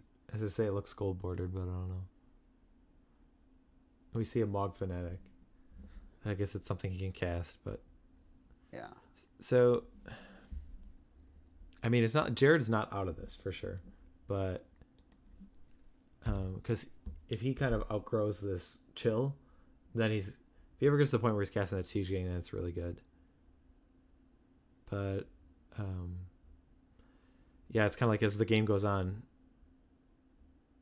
things just swing for Patrick more and more. Mm-hmm. Robin's right. Turn 2, turn 3 infestations do make the deck look good. But Patrick mulligans so he can do it. And Yeah. it's just like the exploration decks, right? When they play turn 1 exploration, they do look good, but you got to mulligan into it. Or turn 1 land tax, you got to mulligan into it. So interesting. So he is discarding a Gush and a Squee to make a token right away. Does he not have a... Wow. So it just seems... I feel like... Because is the other kind an island? Do we know that or no? No, those both got discarded? All right, maybe that makes sense. I was going to say, if I had another island in a hand for sure, I might wait a turn because it is only 1 damage. But also, so the War Chief in play makes the chill a little less effective. So he just needs 1 more land to play that Siege Gang. He just needs 1 more War Chief, and then he can break even on the chill. Yeah. It's been done before. There was a PT top 8, PT Columbus. There were 2 chill or 1 chill or 2 chills in play, I think, or maybe just 1 chill, and then it was 1 chill and 1 engineered plague. So he had 2 Goblin War Chiefs that were 1/1s, and so he nullified the chill, and all his creatures were little, but he fought through it. So this played a Goblin King. Okay. This lackey can't attack because of the zombies, the threat of the zombie tokens blocking it. But we see the 6th land for Jared, and now the Siege Gang commander is... So does this resolve? That's the question. Yes, it does cost 1 less. This would be big if this resolves. Oh, yeah. And it doesn't seem like Patrick was expecting it because there was a pause there, wait a minute, can you do that? And Jared had to point to the War Chief, and we see a thumbs down from Patrick. Boo, hiss, boo. Well, it's kind of if just nothing happened. So there's 1, 2, 3, 4, 5, 6 goblins. That's 12 damage there over 2 turns. So he just needs to get in 1 extra point or draw another goblin, and so the clock is actually pretty quick because there's not that much that Patrick can do, and it's going to be very hard for him to get through on the ground with the zombie tokens because there are those goblins that can block and then just be flung. So I have to feel like this is a really strong position for Jared at this point. Yeah, he's in good shape. Oh, he's at 13. All right. Another Siege Gang commander.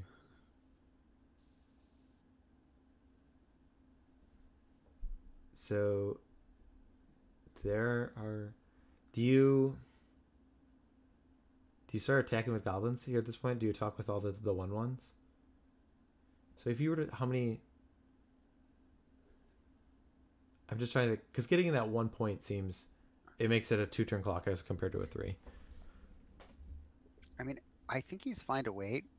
Patrick doesn't have any sweepers, and granted, Wonder is the card where he can go over the top, but Jared's still at 18 life, and so I think he can just wait for the next turn and then I guess the damage he needs to do. It's pretty tricky too because it's not like Patrick can attack with that many zombies, because if he does, then Jared would be able to attack. So an intuition gets Squee, and Wonder.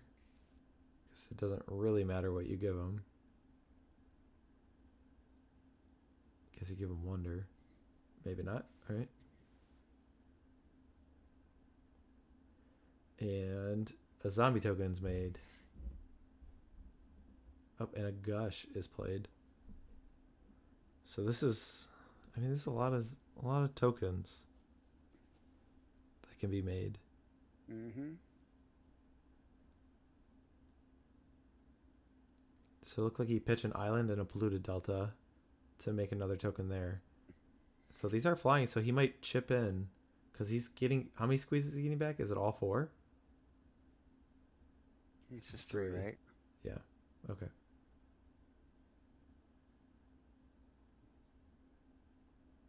It's a pretty solid end of turn play. Yeah, so it's definitely a good sequence.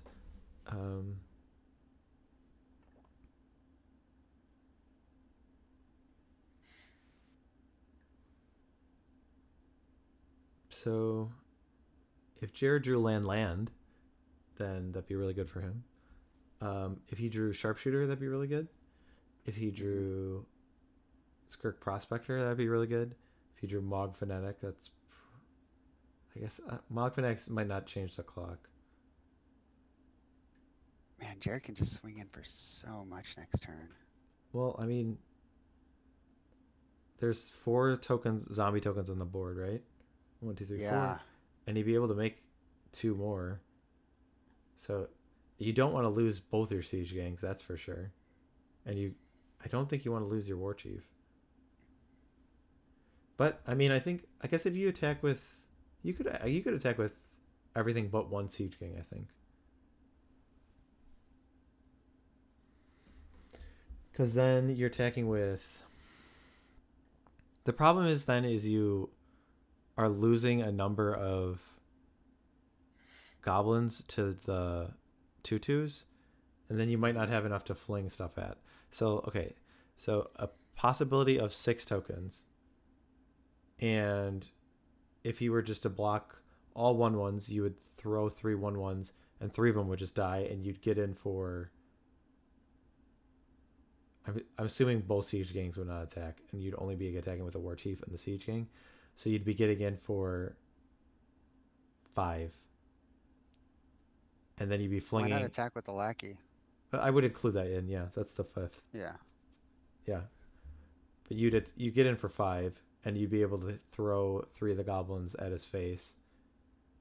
And so you deal 5 plus... You deal 11, so you'd be at 2. So it's a turn 2 clock. I think that is what I would do. Because that would make Patrick lose 2 of the zombie tokens to a siege gang and a war chief. So you're less at risk of dying. So he'd be on a turn 2 clock, a 2-turn clock, and it would take away some of the zombie tokens. So I think that'd be my play. Attack with everything but 1 siege gang commander. I like that. Because if you're not attacking here, then... Your board position just gets worse and worse and worse. It's a 3-turn clock then, right? I don't know what cards you're drawing into to make it a 2-turn clock.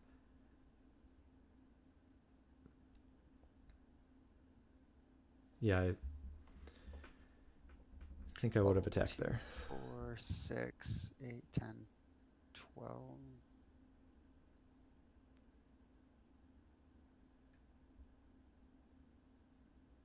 I mean, is Jared just planning on sitting back and sacking goblins in a turn? Yes, but that might not be fast enough. Especially because, like, so... Where are we at, right? Where Patrick is... Oh, are we still at... What? Patrick took his turn, and now he's passing back to Jared. And so Jared's second to end a turn and putting Patrick to 7. Patrick didn't attack with anything? No. I don't know if I like that either. So he has 6 tokens in play, and he still didn't want to attack with anything? Yeah, he can't kill Jared. Like, he's gonna lose that way. Because he can only swing in. He can create 2 more zombies, so he'll go to 8 zombies, so he can attack for 16. But Jared's got Siege Gang and can swing in. Yeah, I don't...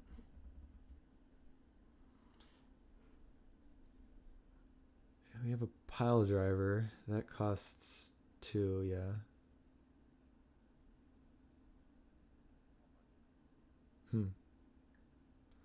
Interesting.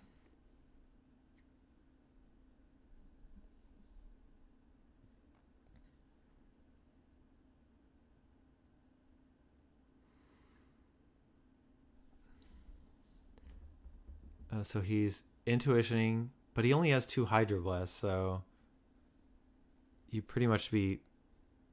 And even 1 Hydroblast isn't that good. It's not enough, yeah. I think I would just get triple AK. Well, I guess he only has 1 island right now. What do you want to draw into? 2 Hydroblasts, but... More zombies? No. If you get to a position like if Jared's tapping out, and you... I mean, I guess drawing 2 Hydroblasts is a pretty big ask if you only have 2 in your deck.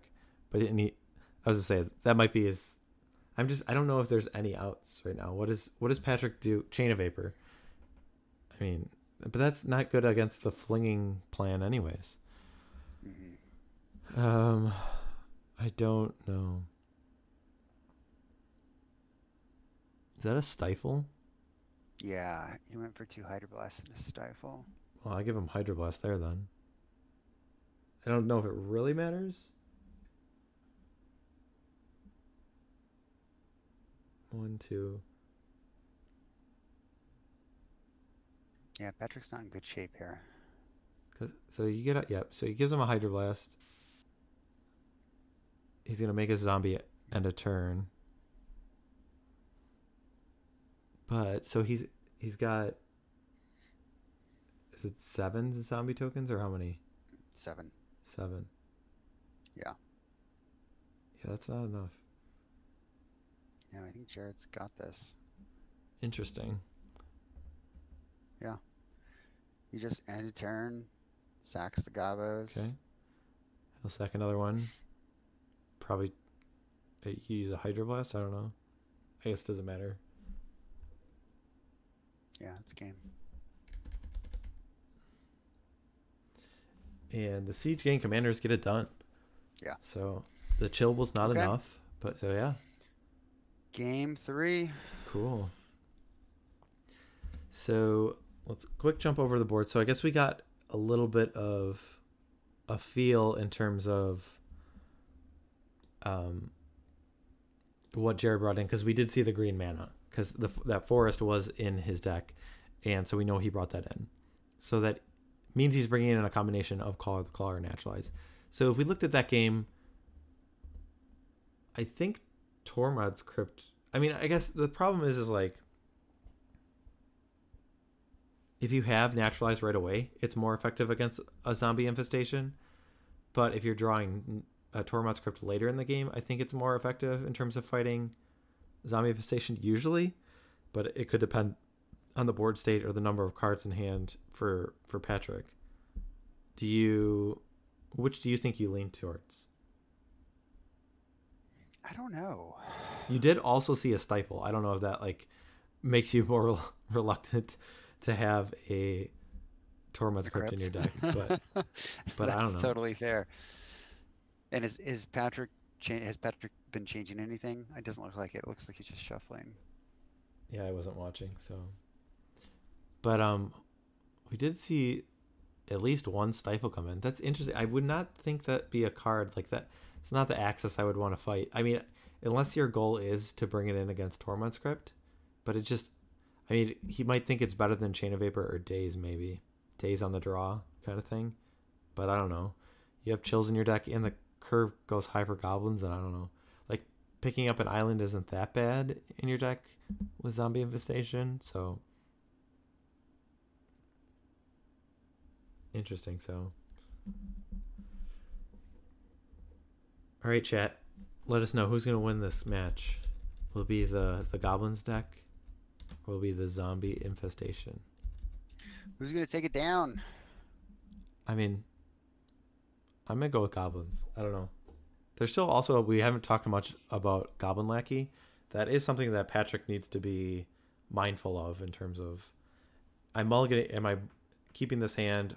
How am I going to deal with a turn 1 Lackey? Because I think his only good answer is he has 2 days. I would not consider, excuse me, he's got Chain of Vapor, which is not that great. You don't want to use that on a turn 1 Lackey. But pretty much his only good answer is Zombie Infestation. I guess Cobalt Therapy is okay thing to do, but yeah, I don't know. That could be something that Patrick might have to consider. Looks like Jared is mulliganing. We'll jump back over. Yep. And Patrick's gonna keep. I'll let them know that they can go ahead and start whenever they're done resolving mulligans.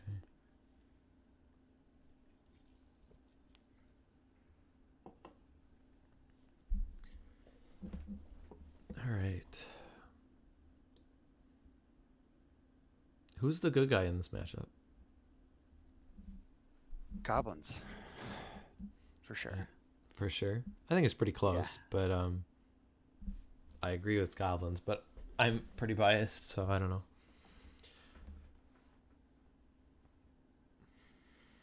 I don't know. I feel like the zombie infestation still kind of has that like rogue deck feeling, so I think it gets a lot of bonus points that way. Because have you played against this in the monthlies? Against zombies? The blueback zombie infestation? No, I don't think so. I don't think I have either.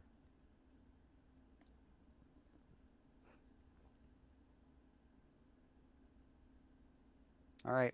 Island from Patrick. Here we go. Game 3, ladies and gentlemen, boys and girls, children of all ages. Oh my goodness, it's a goblin lackey. This could be a quick one. Is there a zombie infestation? There's a swamp.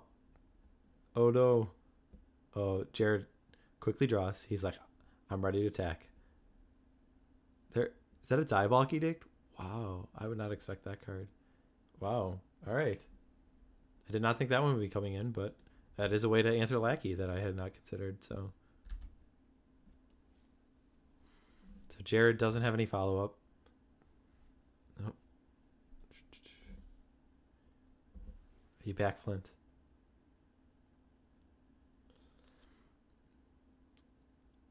I had to refresh there. You guys muted me and me, sorry. Yep. Did you see what happened? No, I missed it. The Diabolic Edict was in Patrick's hand that responded to the attack of the lackey, so it never got through, and then a chill came down. Woo! So, all right. We got ourselves a game then.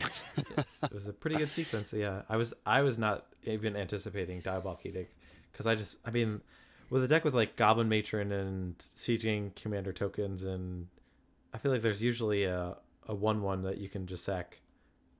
That's usually not worth it, but oh, Jared has froze.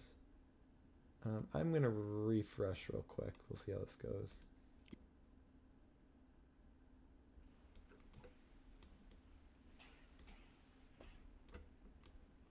I'm probably gonna get 3. Okay. All right, you back? Yes. Awesome. Jared's camera angle has changed. I can no longer see his life total. Oh, there we go. Oh, and he's back.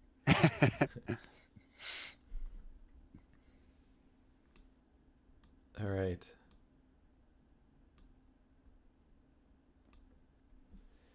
So, what else has happened? So there was an intuition for 3 zombie infestations for Patrick. All right. I was going to say, how did that zombie infestation get in the graveyard? But that makes sense.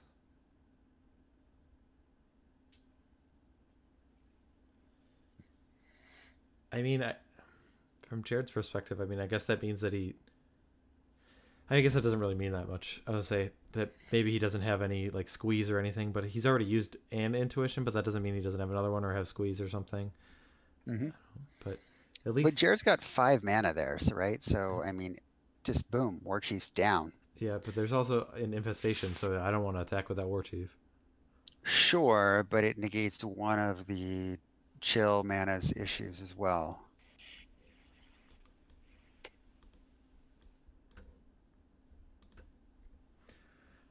All right, got Jared back.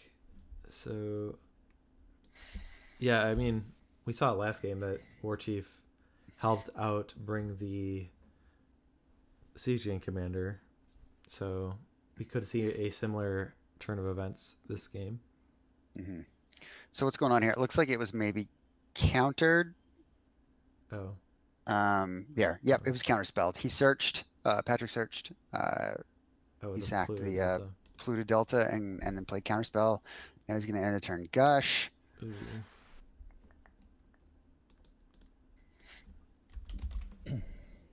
So if you're Patrick in this situation, oh man, he's got a squee. You want to just try to get as many zombies out as fast as possible, right? Because you've got Jared under the chill lock.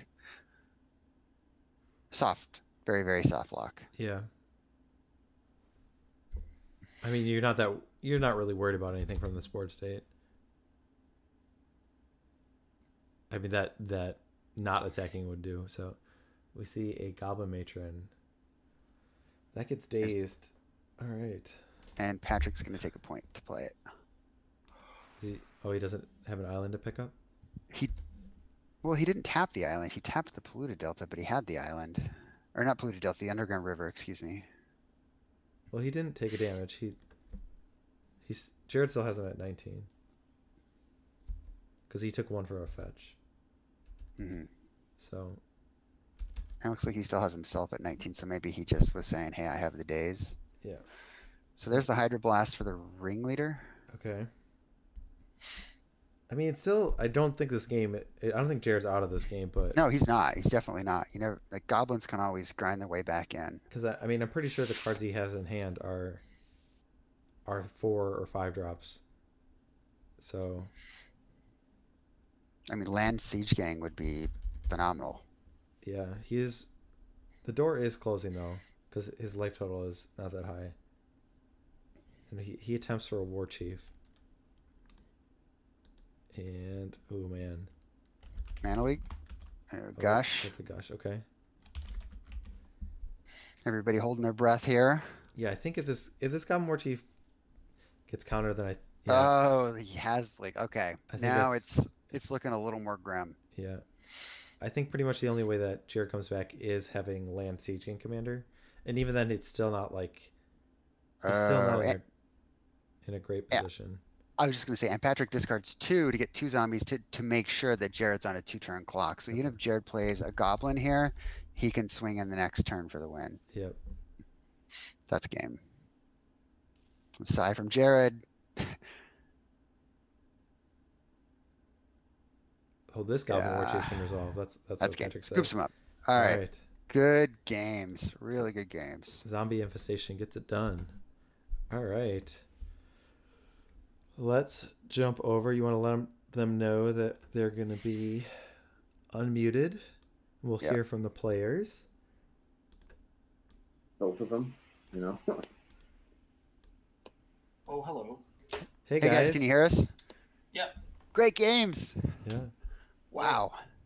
For me, a little bit more than Jared. Yeah. Stuck on mana at the last one. Stuck on Sure. mana, sorry. Yeah, I had two naturalizers in my hand doing nothing. Okay. Ugh. That was being in, which is a bummer. But that's what happens in this game. Mm-hmm. I feel like such a poop because I knew I was waiting on the Cabal Therapy to cast to the last second in the game 2 because I knew we had the Siege Gang and I just forgot about the discounted cost on the War Chief. Okay. No, bad player, misplayed. 2, 3, 4, 5, 6, 7. No, Yeah. I love this deck. I think it's really fun. It Kudos is to good. Chris Schmidt, I think, who played it, and I copied his list and tweaked a few things. Okay. Yeah, the one thing that it just seems is like if you fall behind on board, it seems like sometimes you might have trouble gaining back. There's not really any way to regain that board position, but if you are able to maintain control, then that's really good. Yeah, I agree. I don't know if I should bring in or not bring in, but if I should get perishes and cards like that, Sure. just to kind of try to regain control. But that's Yeah. for another time. Yeah, I mean, I felt like I was struggling because his 2/2s are actually bigger than my 1/1s. You know what I mean? It's just like it was a tough way for me. It was an uphill climb. You know, once that zombie infestation gets down. Sure. And unfortunately, game 1, I had no way to interact with it, so that was a bummer. But especially when intuitions for the squeeze right afterwards, it's just like, well, okay, you know. Yeah. You get two free 2/2s a game, and that's what I was thinking when I had the wastelands early. Like, it doesn't matter what I do because he basically doesn't need mana after he lands the zombie infestation. Yep. So, and especially, I got this game 2. I mean, just kind of like I said, I got in there barely, but you know, I think Pat also could have gotten maybe a little aggressive because you had the Wonder in the yard, right? Could have gotten a couple but I in. think if I attacked you, I lost. I'm not saying Alpha Strike, but maybe just like get in for a couple so that like the next turn could have been Alpha Strike. But I don't know. I didn't do the math completely. I think that crossed my mind. I was like, do I attack with? Like, there was one time I grabbed 2 of them. I was like, do I attack with just 2 of them?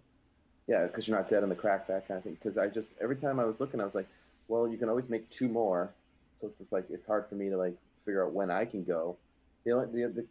Basically became my ways to win were the Siege Gang's Fling, or like I was hoping for like a Goblin Pyromancer where I could just be like, okay, here it all is, you know, and probably get in for enough because I just needed because I've had more guys for most of that time. But It's fair. Were the bands what you guys thought? Flint and Mike? It was. What were the bands again? I don't remember.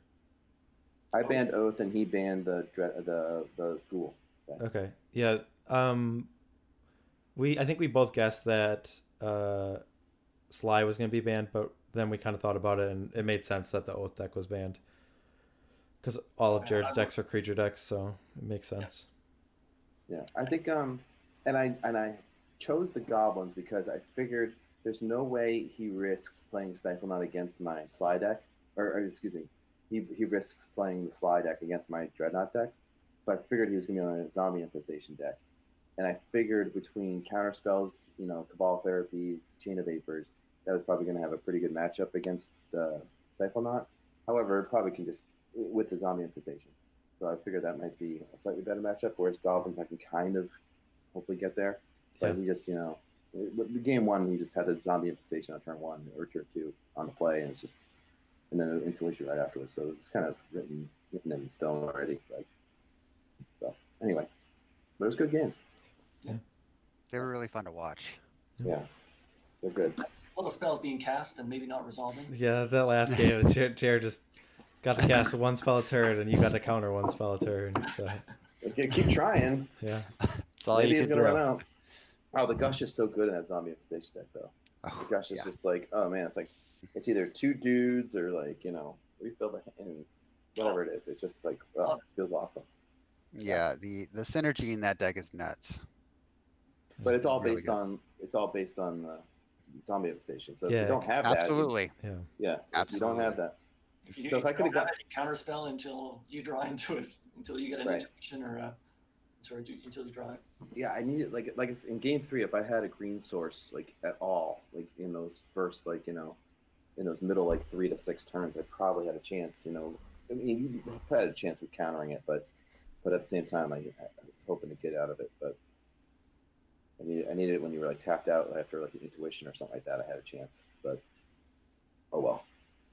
Them's the beats. So nice games, Pat. Yeah, likewise, Jared. Thank you. Okay. All right. All right. Anything else, guys? I can't think of anything I need to ask. Flint, did you want to talk about anything? I don't think so. I mean, I guess what cards did you take out? We saw all of the stuff that you guys brought in. What cards did you cut from your deck? Go ahead, Pat. Oh, it was. I was really afraid to have a Duress on game 1, just not knowing what he was and knowing that Duress was completely dead versus Goblins. But I don't think Duress was worth keeping in even on the play, even if he had Tormods and Naturalizes. Sure. And AKs are just a little bit too slow, and I trimmed 1 squee just to try to get that 9th card in. But I brought in Diabolic Edicts, which I'm not happy about, but I think it's a lot. It definitely worked out. I was not expecting Diabolic Edict, but definitely worked out in that game 3. Yeah. When we were cybering, he goes, Diabolic Edict good enough? I was like, no, you shouldn't bring it in. Of course, it basically wins in that game. Terrible in the play, but I think it's better than all these cards on the play. Yeah, I took out the let's see, the Tinkerer's useless, the Sharpshooter, which is what I got in that game, but it was too far behind at that point. I probably should have just played a siege game then. That was probably one of my mistakes in game 1, but I was still he was at too high a life. It didn't really matter, but there was a couple of the other situational cards that the Gem Palms, but that's not good enough.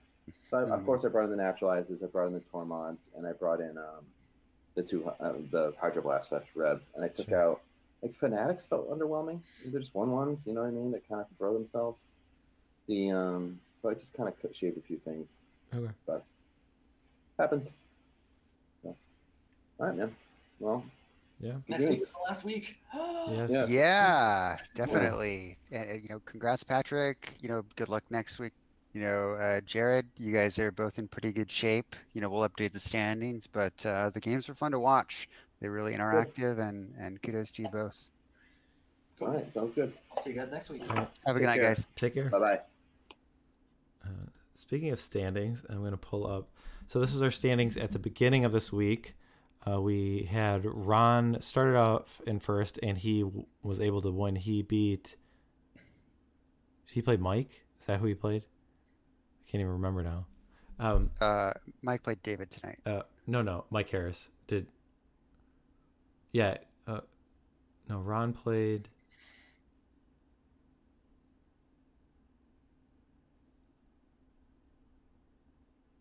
And oh, these aren't 2 weeks old. So right now, the standings that I have, I Oh. just updated. Ron's in Oh, first. hold on. Patrick and Mike are tied for second, and Jared Ducette's in fourth. All right, this one isn't updated. Let me get the updated one real quick. Yeah.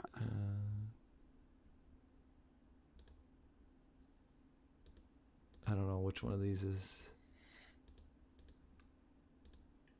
All right, there we go. Okay. So we saw Andrew played Mike, right? Andrew, because it was oath against oath. Mhm. Yes. So Ron played. Who did Ron play? Ron played Robin. Robin. Okay. So Ron is 5-0-1. Mike Arnold won tonight, right? Man, I can't even remember. No, David won. Oh yeah, David. Okay, so Mike's at 4-2, Patrick's at 4-2, and Jared's at 2-3-1, and Robin's at 2-4, and Andrew's at 2-2-2, and Mike's at 1-5, and David's at 2-5.